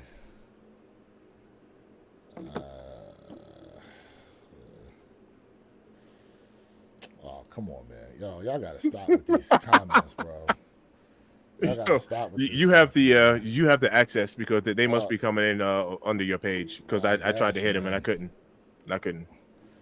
Yeah, man. Bro, I'm kicking them out. All these crazy comments, I'm kicking them out, bro. Y'all wild out here, bro. But hey, chat, like y'all got like questions for us. This is honestly why we here, man. Like we kicking it. We talk about a lot of stuff. We're more than sneakers over here, but we are sneaker heads. Yes, Sirski. We love sneakers, man. You know, I will tell you, like part of sneaker fashion. I don't think you can take out the equation of socks, man. Because like it's like how you gonna have on a fresh pair of kicks and you got on some dingy socks, bro? You know what I'm saying? I'm glad. Socks. I'm glad you mentioned that. Where do you get your socks from? Honestly, most of my socks come from Nike Outlet, bro. Okay. And when I catch those deals, I'm like, wow. I look for the wow factors. Sometimes even, man, I might go to sock shops, Burlington. Okay. I'm just looking for some wow socks. You know? Got you. I got you. I got you. We have a comment here. It says, which one of y'all would most likely rocking fake kicks? LOL. None of us. None of us. It's just not what we do. I mean, flat out. It's just not what we do. Nope. Y'all really out here talking about these fake sneakers for real. Like, bro. It's always the topic. It seems to always be a topic. Yeah. It's always. Right. You know what I'm saying? Like, bro, could you imagine if we did a live on fakes, bro, talking about them? It'd just be a all-out assault. It's just a whole rant live. Just going at people that come in there. Fakes always seem to come up, as a topic. It just does. I would not wear any reps. Yeah, I'm with you. Yeah. So you know what though? But you know what? Here's the crazy thing though, because there was a point in time where a lot of the celebrities were wearing these quote unquote custom shoes, right? Basically Jordans that with colors and stuff on there that you wouldn't see, and everyone just thought that, oh, well, because of their celebrity, like they're able to get Jordans that we've never seen before. Like they must just be making. But that's exactly how that dude Yeezy Buster actually started his whole page, was that he was calling out the fake sneakers on a lot of people, a lot of the celebrities that were wearing them. Now that goes into this next segment here that I gotta bring up, since we on the topic. A lot of these shoes out here that are really fake, I'm telling you now, a lot of it's got to do with the amount of clout you have. For example, when Ben Affleck was rocking those Travis Scott Chicagos, as part of his, when he was going around doing the tour, advertising for the movie Air. Y'all seen it? Y'all seen it? Now, ain't nobody come at Ben Affleck. Them Jones ain't real. Those are fake. What was everybody's comment? Oh, well, those are custom, so it's okay. Right. The double standard. It's the double standard. If you a high level celebrity, like, and you wearing them, guess what? What's anybody gonna say? What are they gonna say to you? We got a question. What do you say? I swear I saw Michael Jackson Jordan 13's got MJ in the hologram. What's up? Got another question before I hop out. What do you think is the most underrated Air Jordan model? I got my bet on the 9s. Shame they didn't make more colorways. Most underrated Jordan silhouette. Mm, That's a good mm. question. You know, nines are tough, man. I do love nines, but I'm I'm gonna say I think more people rather rock nines than tens. I'm gonna say tens are underrated in my opinion. What you say, Lewis? What's your underrated? Most underrated silhouette. See, you know what? You know what? I'm gonna say, and Jay, you probably gonna like this answer. I'm gonna say the Jordan 6. Okay. I'm gonna say the Jordan 6 is actually one of the most underrated silhouettes to wear. Okay. That's my answer on that. Just a Okay. sneakerhead said 17 is the most underrated in his opinion. 17s. Mm. So we got 8s. Look, I love 8s, so that's why I didn't think about them being underrated like that. Eights are underrated. And that's my They fifth are favorite. underrated. That's All number right. 5 on my list. Yeah, You I want would to hear agree. mines? What's yours? The 2. Oh, that's another one. Yes. It's tough, Oh. man. The two. Damn. Ooh. Yeah, the 2 as Yeah. well. The 2. Damn. Yeah, the 2, the 6, the 8. Shoot, we could throw 7s in there. My man had Hey, the let's talk 7s. about the 20s. Let's talk about the The 20s then. 20s. The Air Jordan Okay, the 20s 20s are is the one that underrated. had like that extended ankle strap, right? Yeah, I Yes. remember when yeah. they came out with those. I Yeah. was actually feeling those when they dropped them initially. Hate to lose said 7. Yep. Hate to lose in the comments. What's up, bro? What up, Respect. man? Sevens. What There he up? is. What's going on with you, bro? Salute. Tap that like button. Tap that Yeah, like button. run them likes up for real. Yeah, I'm Run at them 12. likes up. We Hey, need 15. and make sure Run those real lights up. quick. Let me hold on a second. Let me throw this in the I back end love to you 13. guys.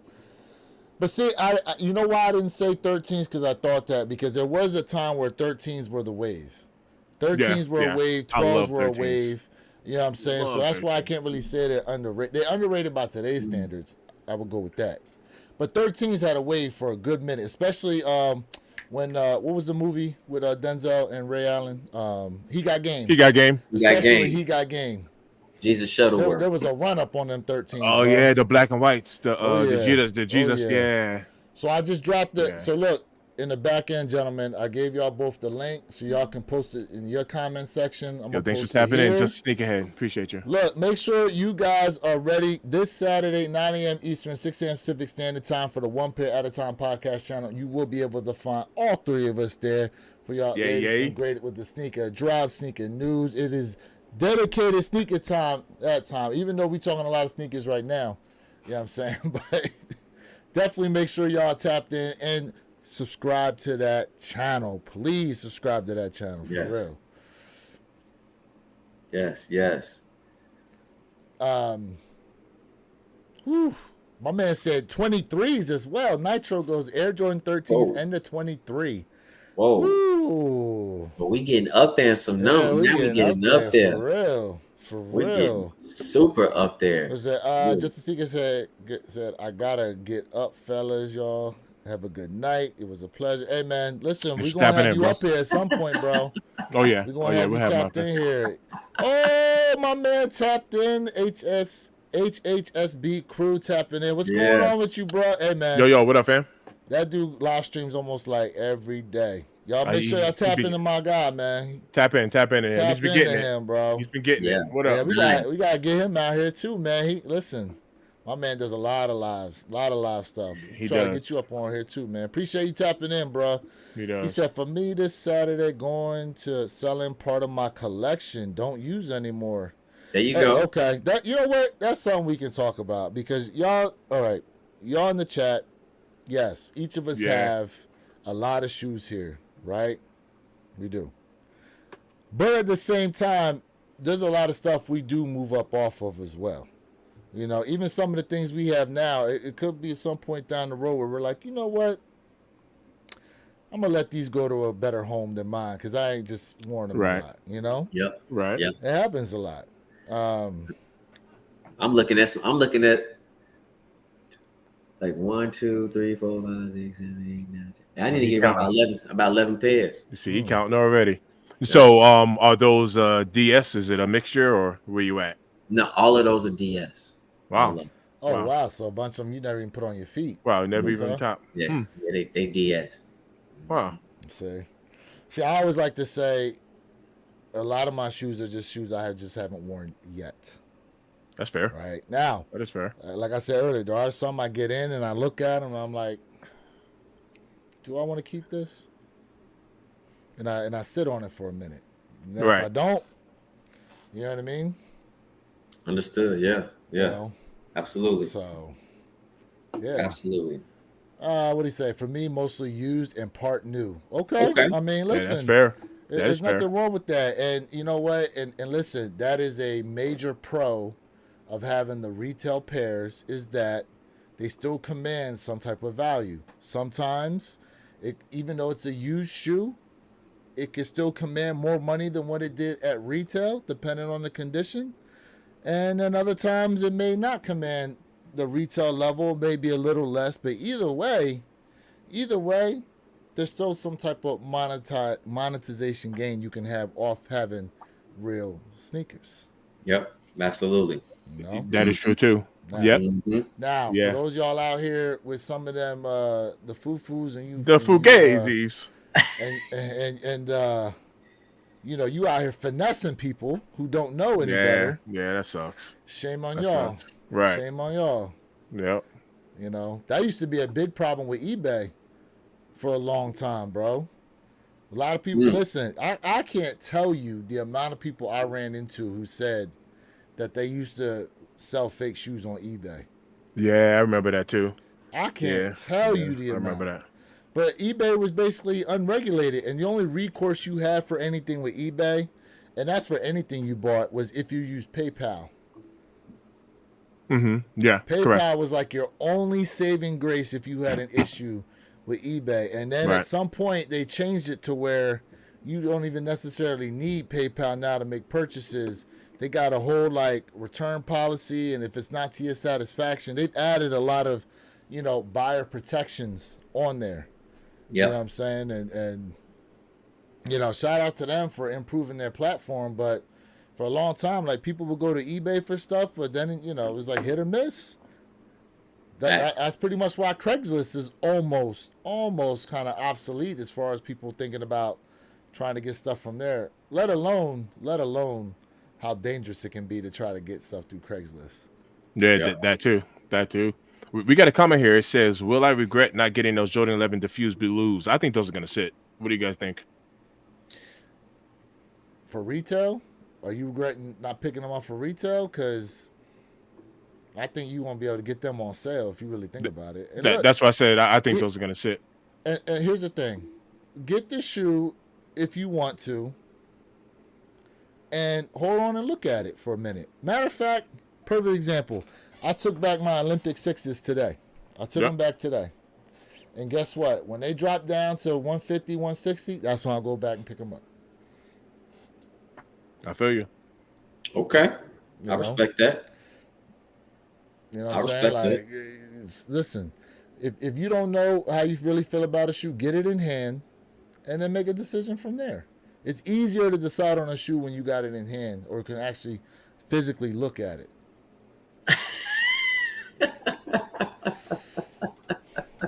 Well, when I said if Jordan didn't exist, man, people would be rocking a whole collection of stanky facts. Facts. Okay, how about this?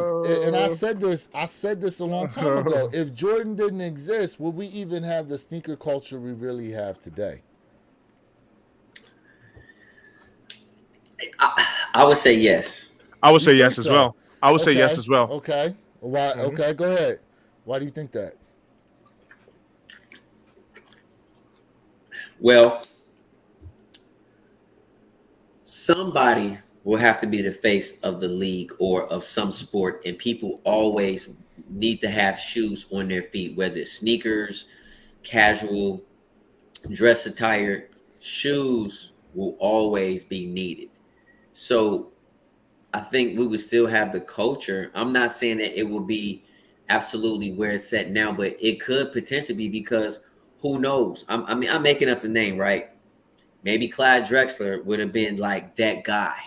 You know what I mean? Or I, I'm making up a name. If I know. Jordan, I I'm know. just making up a name for right now. You know, I don't know, but somebody would have been that face of the league at that time, and we still would have had those designers back in the '80s. So I still feel like something would have occurred.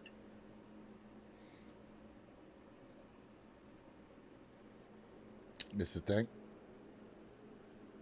I agree. Like, we don't know what it would have been, but it would have been into existence. Just like how, man, I'm gonna have to go off the sneakers for a little bit, but just to give you an example, how everything pretty much starts from the beginning. Think about like kind of like the first portable gaming system, right? And then take a look at how it's advanced up until now. So it would have been something. Yes, So the you're so sneaker you're market and the saying culture would have been there. We don't know, like to Jay's point, we don't know who the name would have been. It could have been the Larry Birds, but I'm just telling you, it would have. Yes, and probably not okay. to the So I'm scale. glad you said Probably that not to the because Larry scale. Bird and Michael Johnson were in the NBA before Mike. Correct. They were in the NBA before Mike, and people was wearing Converse. But okay, Well, so by what you guys are saying, you're like you think the sneaker culture still would be where it's at today. It just would have came off of somebody else. So like if the we're not Wright necessarily brothers, saying it's going to be where it's at today. We're just saying it would have been a market for it. I agree with that. It would still be a market for it. so let me Would it be see. as big? I mean, who knows, right? That's a if. It's ambiguous. So his statement is if Jordan didn't exist, people would be rocking like a whole collection of stanky Crocs. Now, Crocs aside, here's the thing. How many athletes have we seen, even by today's standard, that had the major crossover appeal that Mike had?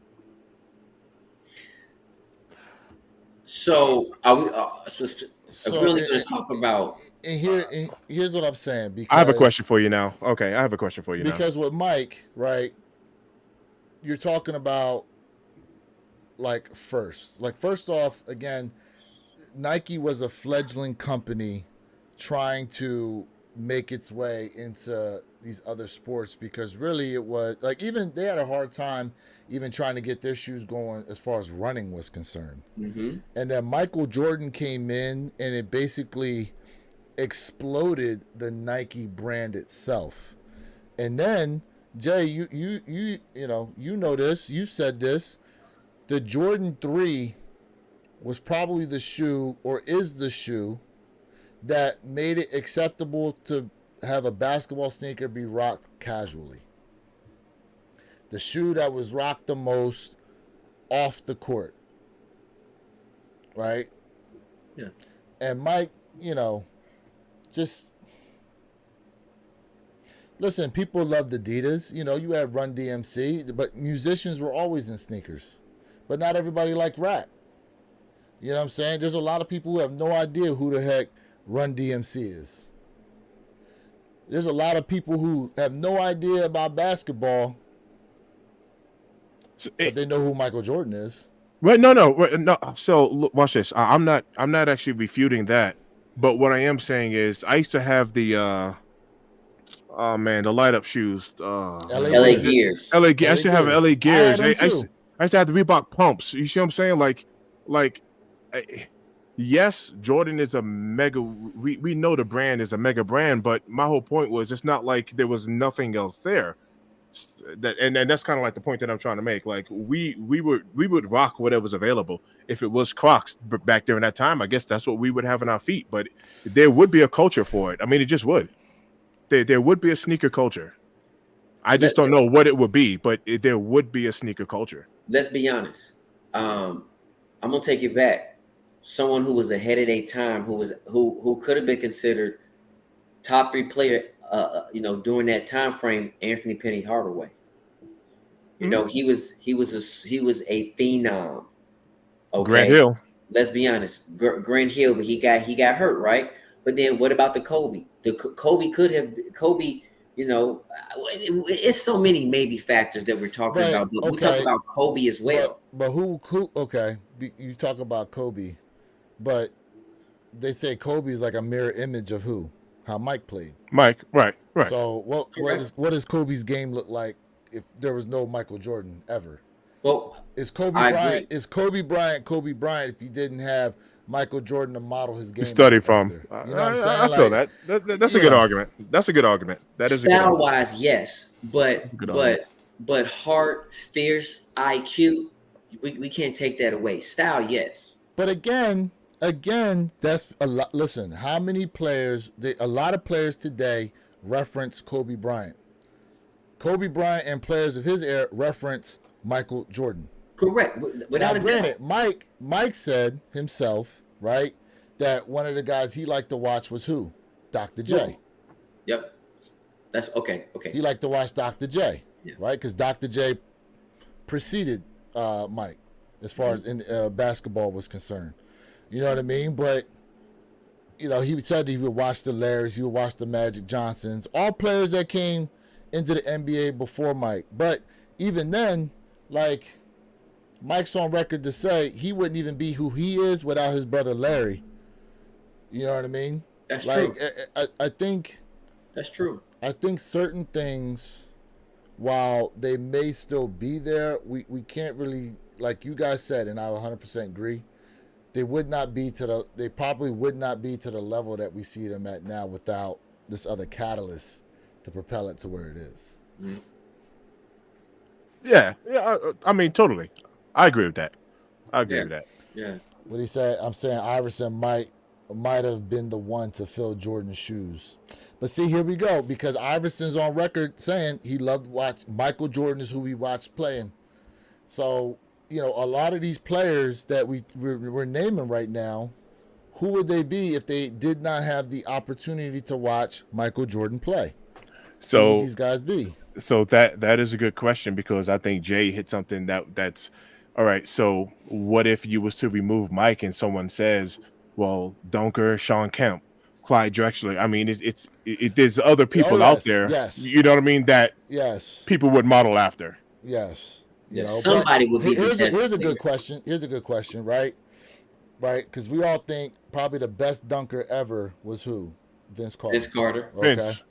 So it's like, who would Vince be without those other dunker inspirations? You know, would he have Yeah. had the imagination to do some of the dunks that he did based on what he grew up seeing? You Right. know, and we Yeah. say that to say it's due to the level of fame that some of these players had that propel all these other things. I mean, look, sneakers aside, like look at the apparel, Yeah. the clothing. You know what I'm saying? Like the pants, the shoes. I mean, shoot, how many people were buying Fruit of the Loom or Hanes? Yeah. Because Michael Jordan was advertising Hanes like that, bro. Yeah. Right. You know what I mean? Yep. Like, Yep. but The world may never know. now Right. here's Right. a way. Here's a good question. Here's a good question. So, for example, like the NFL is a great conversation to have on this because Okay. the players of old, look at the style they were allowed to play, and now look at the style that the NFL allows these players to play. They don't allow them to play with that same level of aggressiveness. You know, so you had guys like, remember Sean Taylor said, like, you know, and rest in peace to Sean Taylor. He said he modeled his game after people like Ronnie Lott. And Ronnie Lott would knock the snot out of you, bro. There's players out there like how many of the Hall of Fame players that we grew up watching who said they modeled their games after people like Mean Joe Green, you know what I mean? Quarterbacks like Fred Tarkenton, who was actually preceded a lot of the mobile quarterbacks that we see today. You know, when he played for the Minnesota Vikings, you know what I'm saying? Like, and then Right. it goes on to say, where would things be without these people being there? So, y'all agree with that? Disagree with that? It's a valid point. No, I mean it's a valid point. I agree with you. I would just say, you know, somebody would have to be the best in the NFL. Somebody would have to be the best in, you know, in the NBA. But yeah, you're right. If these people did not play, you know, we don't know what the entire athletic model would truly look like. You know, I mean, we would never know. Just like we'll never know who's truly better. I mean, let me redact that statement because we know who's better. So I'm gonna leave that at that one. But Tyler, what up? What up, um, Tyler? what up, Tyler? What's going on, bro? But yeah, I know we got a lot of chat, man. A lot of the chat, man. They talking, man. They got some Yeah, man. questions. They got some comments. Yo, Teenage Mutant Ninja Ostriches. I don't know what they got against Crocs, but they always talking about some Crocs. Yeah, every other comment's of Crocs, bro. He love them. He love Me them. too. Me too. He love I them. was like, man. I mean, look, not for nothing. Listen, shout out to Crocs because the amount of collab that Crocs does. The amount of collab. I mean, it'd be like Japanese anime. It'd be Pixar movies. It's any and everything out there, bro. Speaking of movies, have you guys? I've watched this thing about Crocs in particular. This is before they blew up, but it was in that movie Idiocracy. Have you guys seen that movie? No, I've heard of it. Have you heard of it? Yes, I know what you're talking about. I know the movie. So in that movie, people had Crocs on their feet. So the whole premise behind that movie was, you know, the human race, like mankind, has dumbed down so much to where, you know, we were so like stupid, for lack of better words, and you know, in that movie, everybody had on Crocs as a form of being so like you know, so dumbed down. So Yeah. Crocs was actually used, you know, to show how bad mankind has gotten. Little did they know. And look how big that brand. Little did they know. I probably would say I see more Crocs on people's feet than anything else out here. You know what I'm saying? What do you say? Mike Judge is a genius. Yeah. People, you know, I see some. Hey, Nitro, you said Tim Duncan, underrated GOAT. I will say this. I like Timmy. Tim is the most boring superstar I've ever seen play, but his fundamentals cannot be denied. I mean, the backboard is his bread and butter. But when I see him score, when he win the title, he goes back down. This is him. No facial expression. He just looks like a lost poodle, man. But his talent is crazy. Jay, do that again, bro. Yo. Yo. He said, hold on a second. All right. That's Tim Duncan, man. He is an efficient, great, was an efficient, great player, but he was just the most boring superstar to watch. I almost didn't like watching him, to be honest, but his fundamentals, crazy. So, what was it? Greg Popovich was his coach, right? Was Greg his coach his whole career? Yes, his whole career. Greg Popovich, if I'm correct, is the NBA's longest reigning coach for one team or something like that. Is he? Oh, wow. If I'm correct, he is. NBA history. If we can look it up, if I'm correct, he is. Yeah. Wow. I mean, he's probably up there as far as amount of years with one team. I would say that since the 90s. But what you remember what's his name? George Mikan. You know that name, George Mikan? George Mikan. So it's an old school player, and there's a drill called the Mikan drill. Okay. And that was something that Greg Popovich was drilling into your boy Tim Duncan, was that Mikan drill. It's literally like an under the basket layup type drill, bro. Oh wow. Because fundamentals. Didn't they call him the big fundamental? Wasn't that his nickname? Yeah, there you go. Yeah. There you go.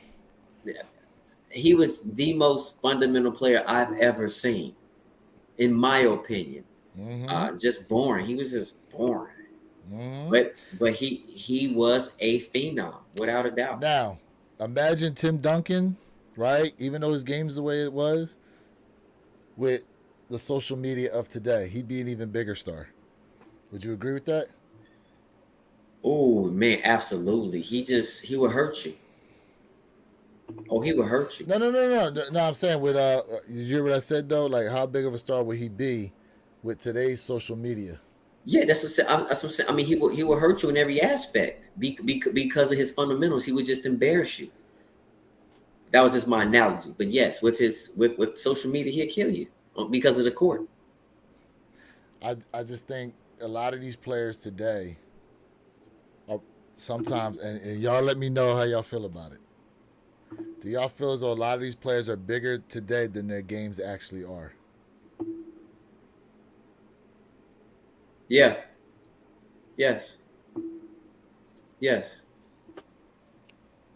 I would, Yes. yeah. Well, Mr. I would Think, say you got it. yes. You ready? You got it ready? I believe so. You size it? Yeah. I think the game has Okay. changed. Yeah, I did resize it. I just wanted to pull it up real quick.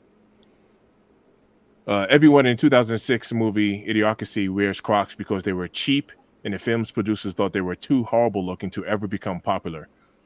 And that comes up as true, right? And it says in April Wow. 2023, a bit of footwear-based movie trivia reemerged on Reddit that the 2006 movie Idiocracy had everyone in the movie wearing Crocs because the costume designer had a limited budget and because they were too ugly to ever become popular in real life. So when did they become popular though? That's my question. When And did they here pop off like that? you can see he got an orange pair on right here. And a lot of people in the movie had Crocs on. So when yeah, that's a good question. When did Crocs really become the wave like Good that? question. Mm. And I don't know, man. All I know is I used to see a lot of younger kids, little kids, rock Crocs. That I remember, but I couldn't tell you because I've never been a fan. Never purchased a Croc.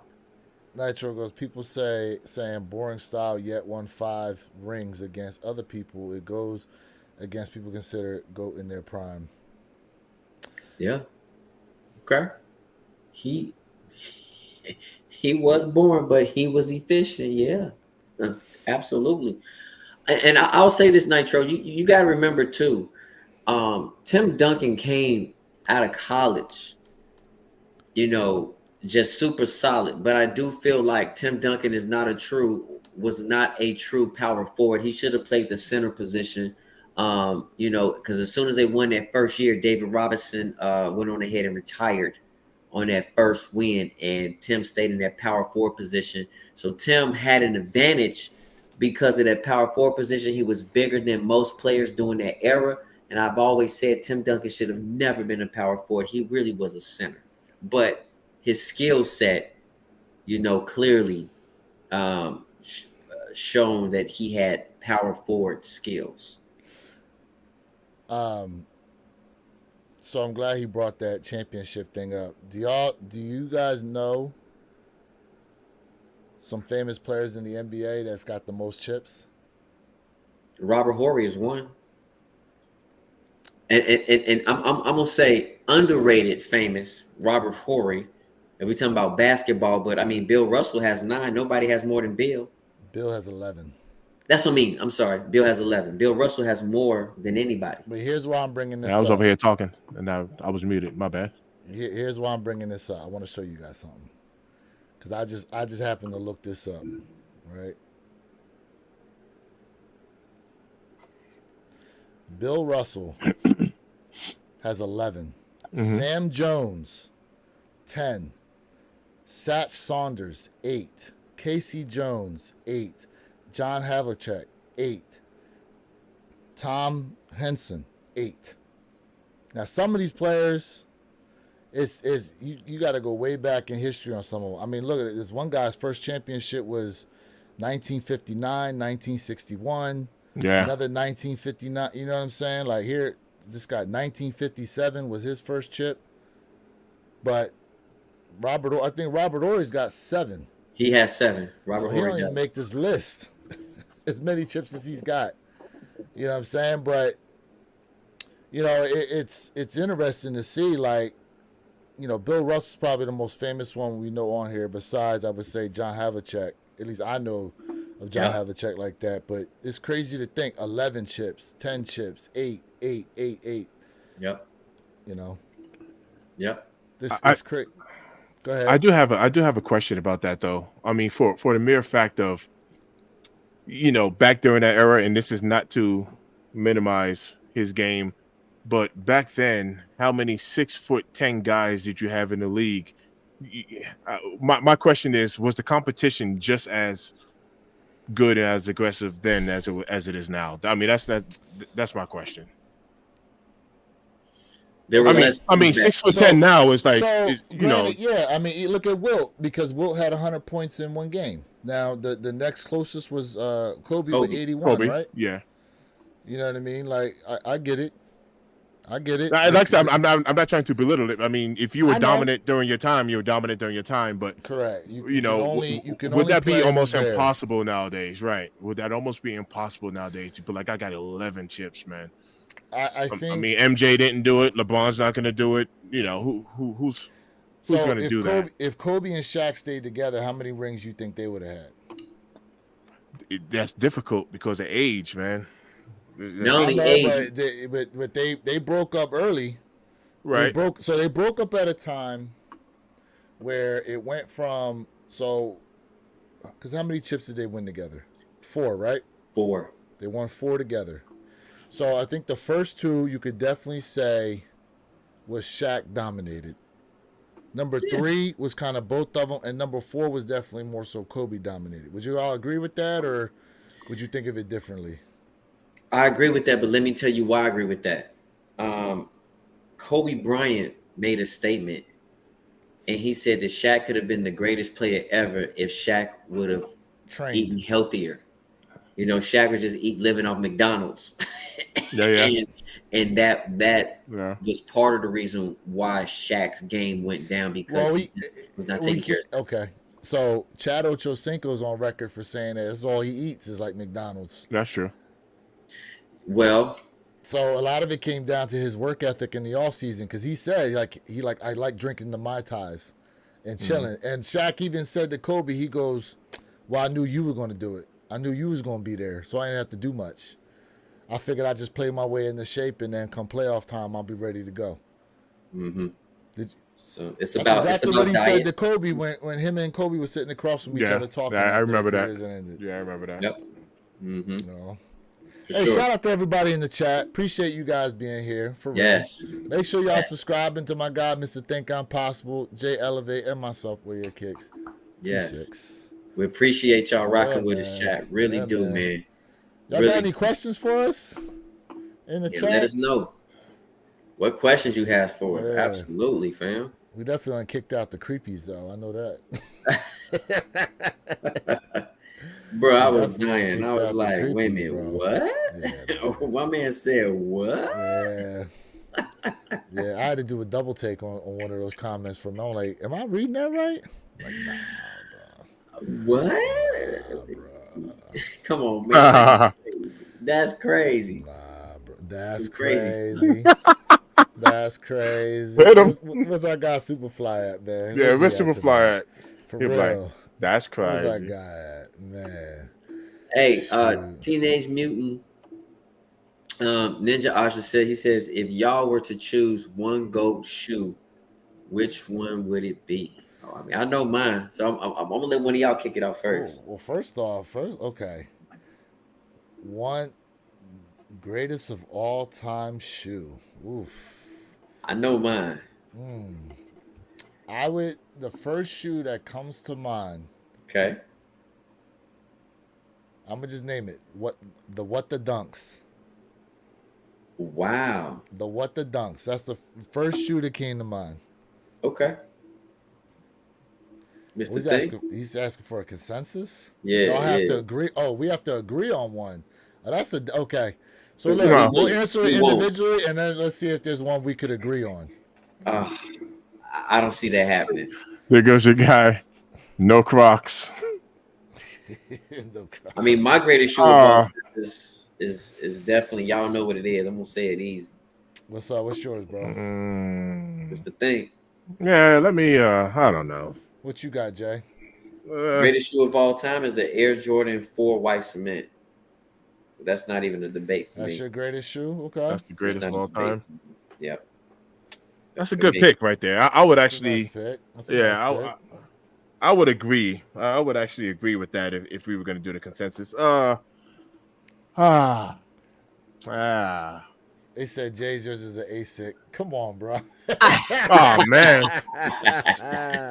man. I'm gonna personally, and it's gonna sound so cliche-ish, but you'll know I'm a one guy, so I'm gonna go Chicago 1. Ooh, that's what I would go. You can't go wrong with an original '84 pair.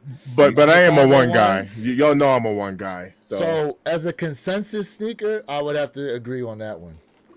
An original 1984 pair Air Jordan 1 High Chicago color blocking. I'd have to agree on that as a consensus grail sneaker. I'm right there with you, Mr. Think, on that shoe. Okay. Salute. I'm right there with you on that.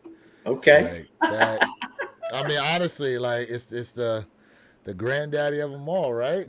It's the Genesis. Yeah, the Genesis. It is close enough to the Genesis. It is the Pappy. Nitro, okay. Without ASICS Phil Knight, would ever thought about Blue Ribbon Sports Nike? Okay. I mean, listen. Look. Let's put it out there. Without Ferrari, Lamborghini wouldn't even be around. Because y'all know the story behind that? I've heard it, but I don't remember. So there was a farmer over in Italy, right? And he bought a Ferrari, had it. I can't remember. The guy's last name was Lamborghini. He went to Ferrari and told them, like, hey, this is what you can do to improve the vehicle. Ferrari told the man to go kick rocks, right? The guy that they said it to, he made tractors. He made tractors at the time, right? So he said, okay, fine. You know what I'm going to do? I'm going to go out and build a car better than the Ferrari. And that's how Lamborghini got started. Gotcha. Mandy Pandy, what up? Mandy Pandy tapping in. What's going on with you? What up? Okay. What's going on? I got you. Yep. I mean, look. That sounds like that disruption right there. Yep. So, okay. Where your kicks last time you said, if you had to pick like a car that you would really go with, it would be the Ferrari. Like you said, that was like your dream car, right? Yes. Mr. Think, you said you don't have a dream car. I didn't answer it. So okay, we're gonna leave that one open. Okay, we're gonna leave that one open. So that disruption, right? And that's how the Ford GT40 came around. Because if y'all seen the movie, Ford wanted to build a vehicle that could beat the Ferrari. Yep. And that's how they brought in Carroll Shelby and all that. And now you got a lot of the, the Shelby GT40s, the Shelby Mustangs, the Shelby trucks out there and stuff like that. You know what I mean? Absolutely. That's true. Yep. That's true. That's absolutely true. I must say, man, for me, I would probably say I would pick a Ferrari. I would pick a Ferrari generally over a Lamborghini, but that one particular Lamborghini to me is tough, man. And that's the I'm drawing a blank on it, man. I can't think of it right now. It's similar to the SVJ. Oh yeah, I know what you're talking about. The Diablo SVJ. That's a beast. That's a Lambo. Yeah, that's a V12. Yeah, that's a bad boy, but V12. Yeah, man. That's a Nitro said Ferrari's story like the A6, walk into Lamborghini creating blue ribbon, Nike to start. Hey, ASICS has came up when it comes to styling with the younger generation, but ASICS will always be around because ASICS is known for its wonderful running shoe, and secondly, their trail shoes. Their trail sneakers are nice as heck as well. So ASICS is they're getting into a newer market now opposed to their old market habits. So you know what's funny is because ASICS actually got popular because of the TikTok trend about the dad shoe. That's how like ASICS and New Balance came around. Because remember the ultimate dad shoe was like the Nike Monarch. Yeah. right? Yeah. The Nike Monarch, and oh, you know what? You know what I just thought about? Y'all remember? Y'all remember that when Nike signed, what's my man's name? The dude that took the knee, Colin Kaepernick. Y'all remember that? I remember. Yeah. Yeah. Listen, there were so many people. You know what they were doing with the models, and I seen it. They would take something and try to cover the swoosh on their freaking the Monarchs. Y'all remember that during like pandemic times? That wave that happened, bro. Like, man, it's so crazy to think about all the different storylines that happened during that time, bro, and where we are now. But back to what I was saying. So the Nike Monarch was like the ultimate dad shoe. But then it was like, what other kind of dad shoes could we bring in here? And that's when the New Balance started to pick up. I mean, heck, not for nothing, bro. The Jordan 4 Black Hats got to where they were in popularity because of TikTok. Social media. Social media, bro. Yeah. Blew up a lot of shoes, man. Yeah. It has. You know? OGPG _214 checking in. What's going on with you? Appreciate what up? you What up? tapping in. Appreciate everybody tapped in right now. Tap that like button. Yeah. Hopefully you guys are enjoying the Kobe's gold medals restocked at 9:37. Oh, we too late. Got an alert on that. Got an alert on them. Oh, They've did been they? restocking a couple times. Yeah, man. Restocking. I'm finally getting my Olympic SBs tomorrow, the Safari joints. Nice. Coming in tomorrow. Nice. Congrats. Waiting forever. Yeah, sure. Congrats. Shoot. Absolutely. Yeah, man. Absolutely. Shoot. Yeah. Well, Man. hey, let's do it. Man, we done went all the way around. So back to what's it like to be a YouTuber, a social media influencer, which is where this conversation actually got started. I must say, man, I'm still enjoying what I do. And again, like I said, as soon as I pressed that power button, I'm feeling like I'm escaping the matrix. I'm where I should be and where I always was meant to be. It does not get boring to me. Open up a fresh pair of kicks and smelling the inside. There's nothing like it. I'd rather have that scent than a brand new car scent. That's just me. Yeah, That's Nessa me. tapping in. What's going on, Nessa? Tapping in. What's up? What's up? What's up? What's going on? Appreciate you. Appreciate you, Nessa. You know what I mean? There's nothing like that fresh kicks, bro. Nothing like open up that fresh kicks. It's a feeling, man. Bro. I feel you. Damn. A new okay. So hold up. What shoe do you like the smell of best when it's brand new? I mean, it would have to absolutely be the Air Jordan 4 White Cement. It would be that. Listen, because would y'all agree that the different shoes are different scents? Oh, yeah. And you know who has a heavy scent?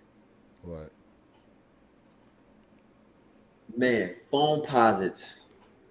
I'm talking about these have a heavy scent. Like foam posits is very unique scent, bro. Very unique scent. Like, to me, there is no sneaker smell like that of a fresh pair of Jordan 1 highs. Ones. It's a one. There's no smell like it with a Jordan 1 high, bro. I smell my one box differently. What you do, bro? What you do? You Let put me, your face all up in it? No. There's actually, hold on a second. Let me My man said female Jordan 5s have a nostalgic elementary glue stick smell. Yeah, it's that translucent outsole. Oh yeah. So they're behind camera. All right. So watch this. Uh-oh. Most might just crack the top open, right? Nah. Hold on. Nah. Hold on. Nah. Nah. Most. Hold on. There we go. Most might just crack open the top, right? Nah, you got to go to the little smell hole right there. You see that? Oh. Yeah. You got to start. Yeah, you got to start with the smell hole first.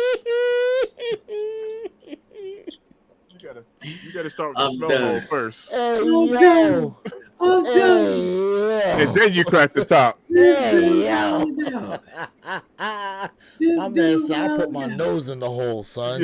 Yeah. I put my nose in the hole. You got an Eskimo first. Oh, that little nose hole. Eskimo. Oh, my goodness. Oh, my goodness. Oh, my God. That's hilarious. That's hilarious. He said, see me, like, I ain't gonna lie to y'all. When I take a pair out, right now this one's laced up. I take them, open that up. Oh, he took that oxygen check. Yes. He put that. Yes. Yes. I put my whole face in it. All right. Face in. Look, we real people over here. All right. We is real. I'm trying to tell you. Face in it.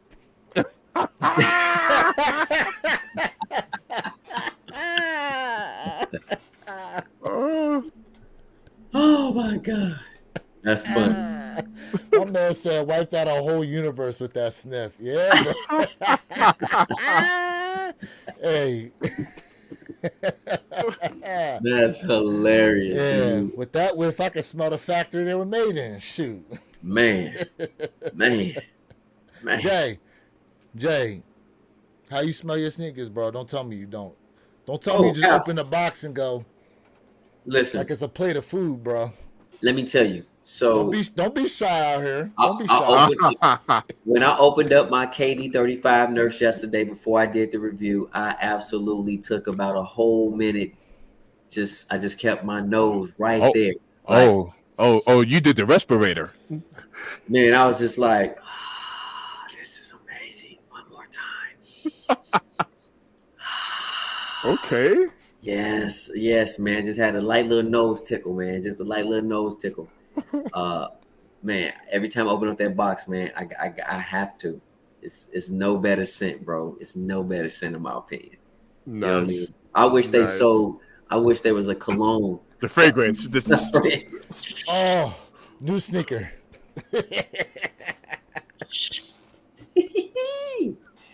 Yeah, fam. Absolutely. It's so funny because they give you the air freshener. It's supposed to be the new car smell, but it's never really the actual car smell. I wish they could make like a new sneaker smell, but so what are we really smelling? Is it like the type of glue? Like what is it? Is it the glue, the materials? Is it a mixture of all of it?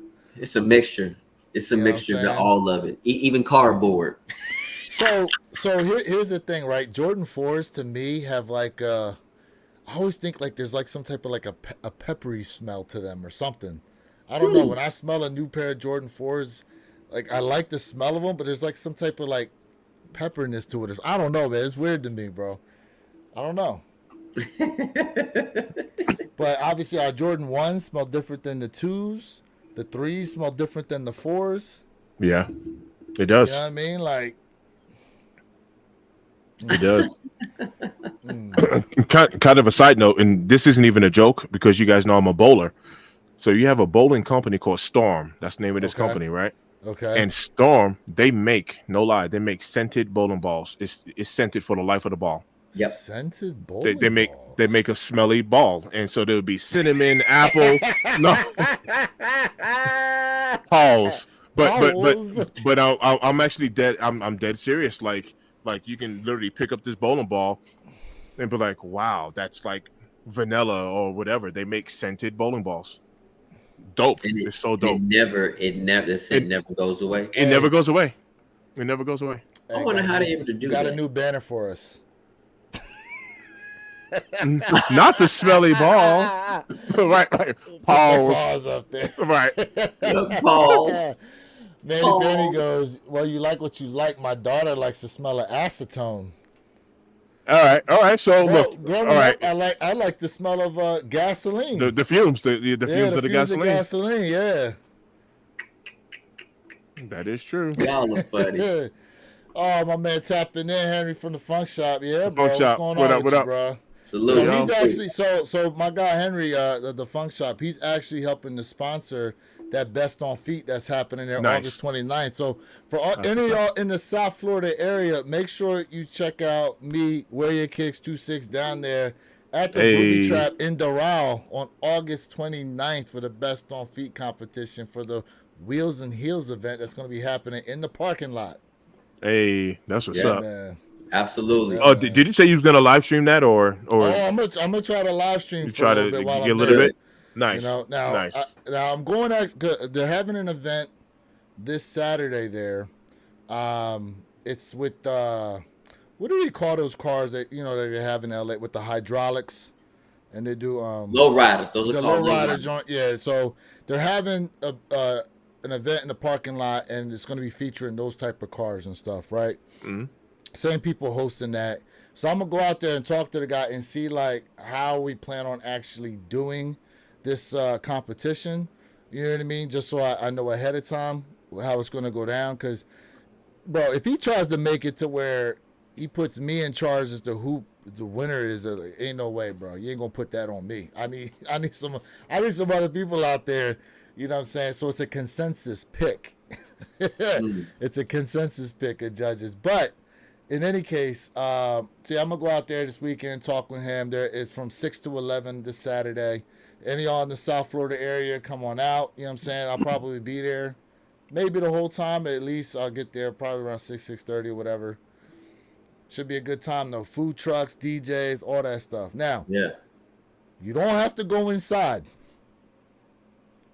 You don't have to go inside the booby trap, okay? You don't have to go in there. But if you do, it ain't on me, bro. Okay.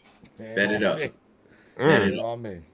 He wiped his hands clean. Shoot. He said, my hands are clean. Yeah. Super clean. I purge my hands are cleansed. Nitro goes, people like car smell of tires and engines. Yeah. I do too. Man, I love cars. I love vehicles. Man, not for nothing, I love the sound of some engines, bro. Yes. Ooh. I love that I love them old schools though, man. Nothing like an old school. Nothing like an old school. With that high rise cam, with that lope.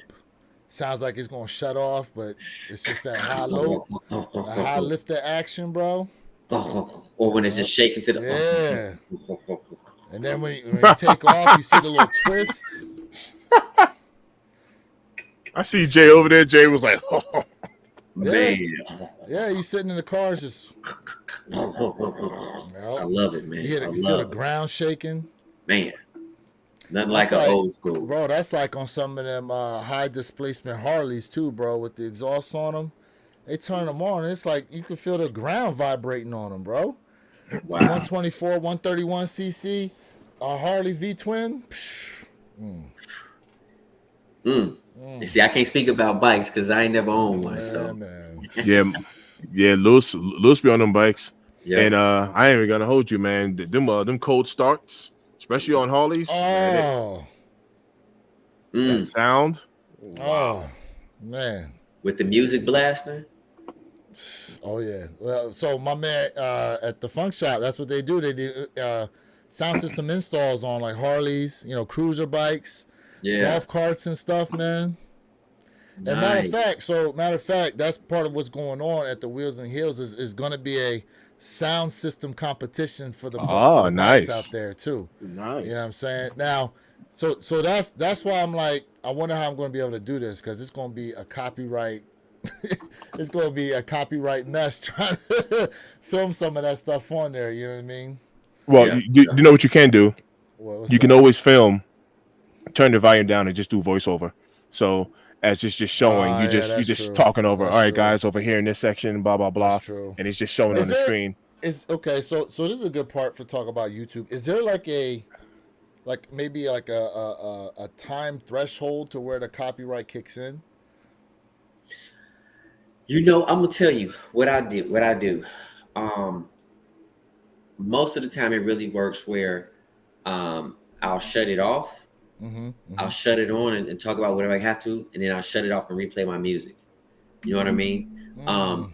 And we talked about earlier, chat. If y'all didn't join us earlier, we talked about how AI is so powerful right now. You know, if you ever want to be a YouTuber, where I'm quite sure there's probably something with whatever type of program we're using where it can do a, if not a full background noise cancellation, Oh yeah, it yeah, can yeah. bring down that noise with Right. all this crazy technology that's going on with Yeah. AI. So different programs have different different functions, I should say.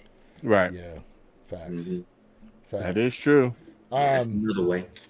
So the reason why I was asking that, because there's a couple YouTubers that do a lot of mall vlogs, Mm-hmm. and some of the like the sneaker stores, Have they play music in the music in background. there. Yeah. So I wonder if that happens to their videos, like if they get copyright strikes because that music's in the background, because they don't edit it out. Right. So And keep no, going. good, good, good. Go ahead. So I was going to mention kind of like what I experienced last night, Lewis. So probably not all of them are going to be like a copyright strike. It'll be more like you won't be able to monetize this video. So sometimes people Mm. even know, like just as an example, not to get flagged, right? But during the pandemic, you was not allowed to say Corona beer. Like you wasn't allowed to say the C word. You just wasn't allowed to say it. Oh yes, It was a because violation. It yes, was you wasn't allowed to say it. yes, Do you see what I'm saying? So that's people would right. say, the virus or the pandemic, but you wasn't allowed to say the C word. You just wasn't. Reese's People Pieces getting flagged happening. for it. Reese's Pieces, what's up? What's going on? In the What's going building. on to you? Salute. Salute. Yeah, that's right. You couldn't say You no. How wasn't many allowed to say words it. were flagged Yeah, it during was the flagged. pandemic, bro? How many Yeah, things were flagged yeah. So during Some so the so people would pandemic? voluntarily say it and know, like, all right, well, matter of fact, I gave you my reservation about these cats, but there's certain episodes of Fresh and Fit where like somebody would say something and they're like, oh well, this is demonetized, so oh well, you know what I mean, and they would just speak freely from there because they already know, oh all right, well, we're Yep. not gonna make no money on this one. Yep. sometimes too, if you get copyrighted on YouTube, they'll tell you, "Hey, you're copyrighted," but if you click on it, it'll tell you, "Hey, will not show in certain countries." So Mm. so it depends on the level Mm. Yeah, of the copyright, and that's just something just have to take more of a deep dive in. But like I said, when I for do sure. outlet vlogs, mall vlogs or whatever, I'll let it play for a second. I'll lower it, play my music, bring it up, say what I gotta say, drop it again, and keep going. That's how I do Right, it. right. So, since we talking about AI, right? Remember I told you I had something crazy to show y'all with AI. Are y'all ready for this? Let's get it. Y'all ready Let's for get this? I it. gotta share it. Y'all in the chat, pay attention to this. Check this out. Check this out. They said, believe it or not, she is not real. Mm-hmm. The photo was made with Flux One and then made into a video with Runway's Gen 3 image to video AI, bro. Mm-hmm. Look at that. I know. Looks amazing. Yeah. Bro, the comment section was like, yo, we're all cooked. No. Yeah. We're No all doubt about it. cooked. And you know what? You know what someone said in there? You know what they said? They said, yo, them girls at OnlyFans about to be cooked too.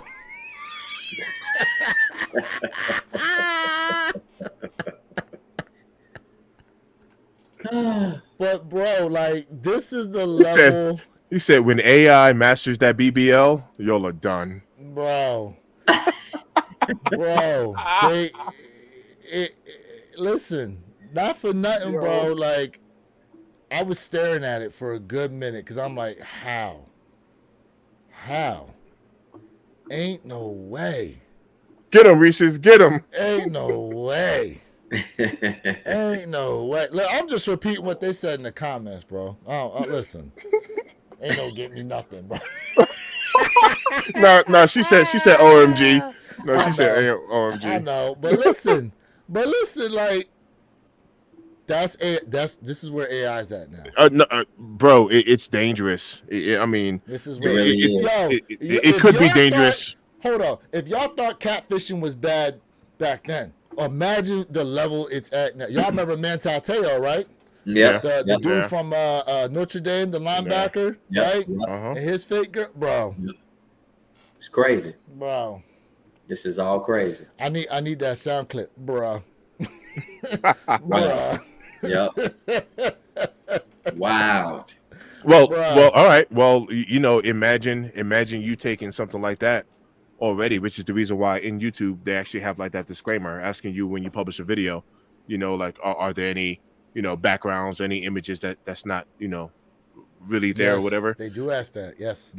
Because imagine right now during like this political U.S. elections going on, imagine how you can use the AI for either party and just make something up.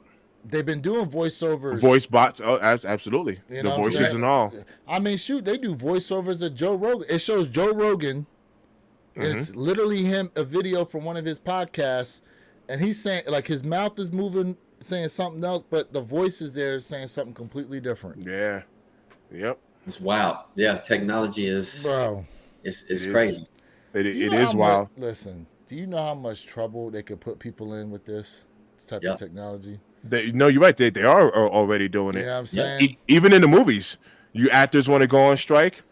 Cool. This is why I'm telling you, man. Look, if they wanted to, they could make it look like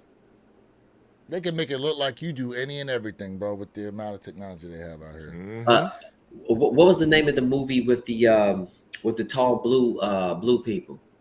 Avatar.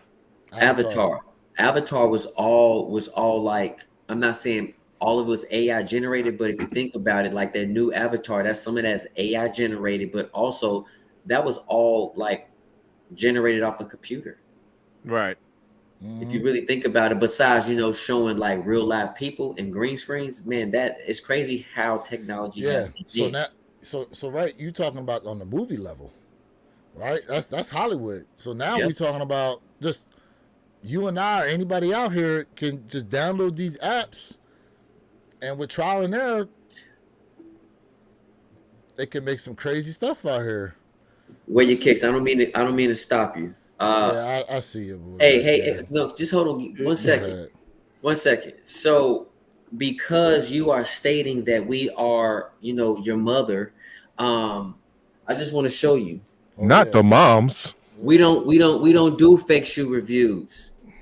We don't do fakes. There's nothing fake about us over here, young man. He said, not your moms. Hey, bro. So kick off, bro. Kick off, loser. But yeah, he's in here watching though. We appreciate your views though. Shoes. Yeah. Check this out. Ooh, man. Come on, guy. Quit playing, man. Your daddy should have swallowed you. Hold on. Why your boy holding back today, Mr. Think? Why your boy holding back? Yeah. Bro. You in here talking to us on some negative stuff. Yeah, it's not even a deal. I'm not even gonna pull a shoe out for him. Man, your daddy should have swallowed you, man. He's gonna be. Hey, Lewis, you're gonna have control of that one because he's not on mine. He's not on mine either. He coming through Jay's. So Jay. Yep, so Jay, it's gonna be through yours. That's through yours, Jay. Yeah. It's gonna be on yours. That's through yours, bro. Hey Jay, you need to hand out some moderator status to some of your peoples. Yeah, man. You should look. Look, he gone. Yeah. He gone. Playing with me, but man. We appreciate this little bit of watch time he gave us, though. You know, thumbs up to that. But we ain't doing that around here, man. Oh man, the hate be that's so terrible. Real. You know what's crazy, bro? It's only gonna get worse. Trust me, it's only gonna get worse. It's only going to get worse. You know what? No, I've been on lives with Well, no, I gotta say because I've seen lives with like Unbreakable, and there's people be talking greasy in there too, and some of them, you know, he's got the moderators in there knocking them out. Yeah. My man, Nessa, I don't know if you're a boy or girl. I apologize. They said that's why they took too long to do a second Avatar. Nessa's a female. You know the amount of money? Miles, what up? Tapping in. What's up? Yeah, how much did it cost for them to make Avatar? Like, how much money? A lot of work, huh? Shoot. I'd have to look it up, but the amount of money the movie made far exceeded the cost to make that movie like 10 times over, I believe.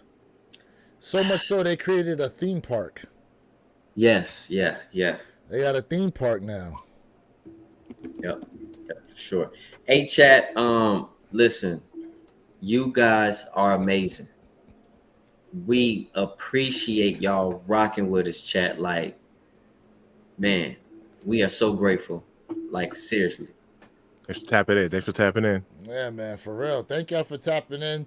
Thank y'all for smashing that like button. Again, subscribe to the channels, Mr. Think I'm Possible, Jay Elevate, and myself, Where Your Kicks 26. And be sure to catch us this Saturday, 9 a.m. Eastern, 6 a.m. Pacific Standard Time at the One Pair at a Time podcast channel. Oh, yeah. Absolutely. Matter of fact, let me throw that link back up in there. Let me throw that link back up in there. Link is in the chat, guys, for y'all to go ahead and tap on that channel there and subscribe to it. Yeah, we appreciate all that love, all of it. For sure. I definitely want to tell you guys again, man, we appreciate y'all. Please subscribe to my brother, Mr. Think I'm Possible, Where Your Kicks 26, and me, man, your little bitty old guy, man, J to the L. If you like today's content, man, like we give y'all a lot of information today, whether it's talking about AI, sneakers, cars, everything. This is what we about, fashion. This is what we do, fam. Man, you know the model.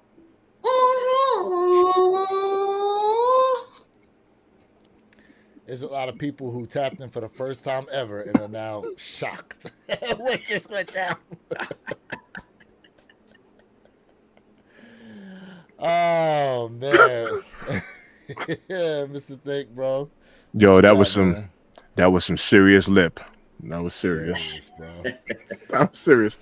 Hey man, you already know. Look, I'm grateful. I appreciate it. You know, we've been doing like these little random lives, just jumping on here. You know, it's getting better and better for me. So I'm really enjoying myself. I work so much, man. I literally work so much. So when I'm able just to put some extra time in, you know, I'm grateful. So I'm grateful for everybody that spends the time with us. Thanks for tapping in. You know, I haven't said this in a while, but I appreciate the love. I appreciate the support. I appreciate the views, and I appreciate you. That's where we at.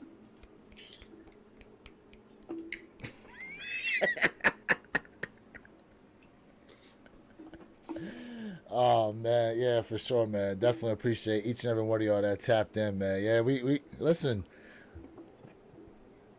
We just love getting together and talking about just a whole bunch of things beyond sneakers. We are probably some of the most diverse sneaker YouTubers out here, right? Some of the most diverse that got out here. We definitely appreciate the love you guys are giving us each and every week. This Saturday will be episode 25 on the One Pair at a Time podcast channel, guys. We definitely are going to have a great show for you guys. Definitely want you all to show up, show out. We're going to kick it. A lot of knowledge, a lot of jokes being tossed around. You know what I'm saying? We definitely are going to be excited to have y'all there. In any case, this is also the Way Your Kicks channel, reminding you to be true. Stay in the moment and don't forget, every day is a great day to wear your kicks. Hey, yo. Yo, do you know how stupid that guy must have felt when Yo reached back and actually got the sneakers when he thought it was a backdrop? Do you know how dumb he probably felt? He was like, yo, got sneaker backdrops. As if it's AI generated. Go check out our channels, man. Oh, man. Well, yo, thank y'all for tapping in. It's only gonna get worse. It is. Thanks for tapping in, y'all. It's much love. Yeah, man. What an idiot. And we out.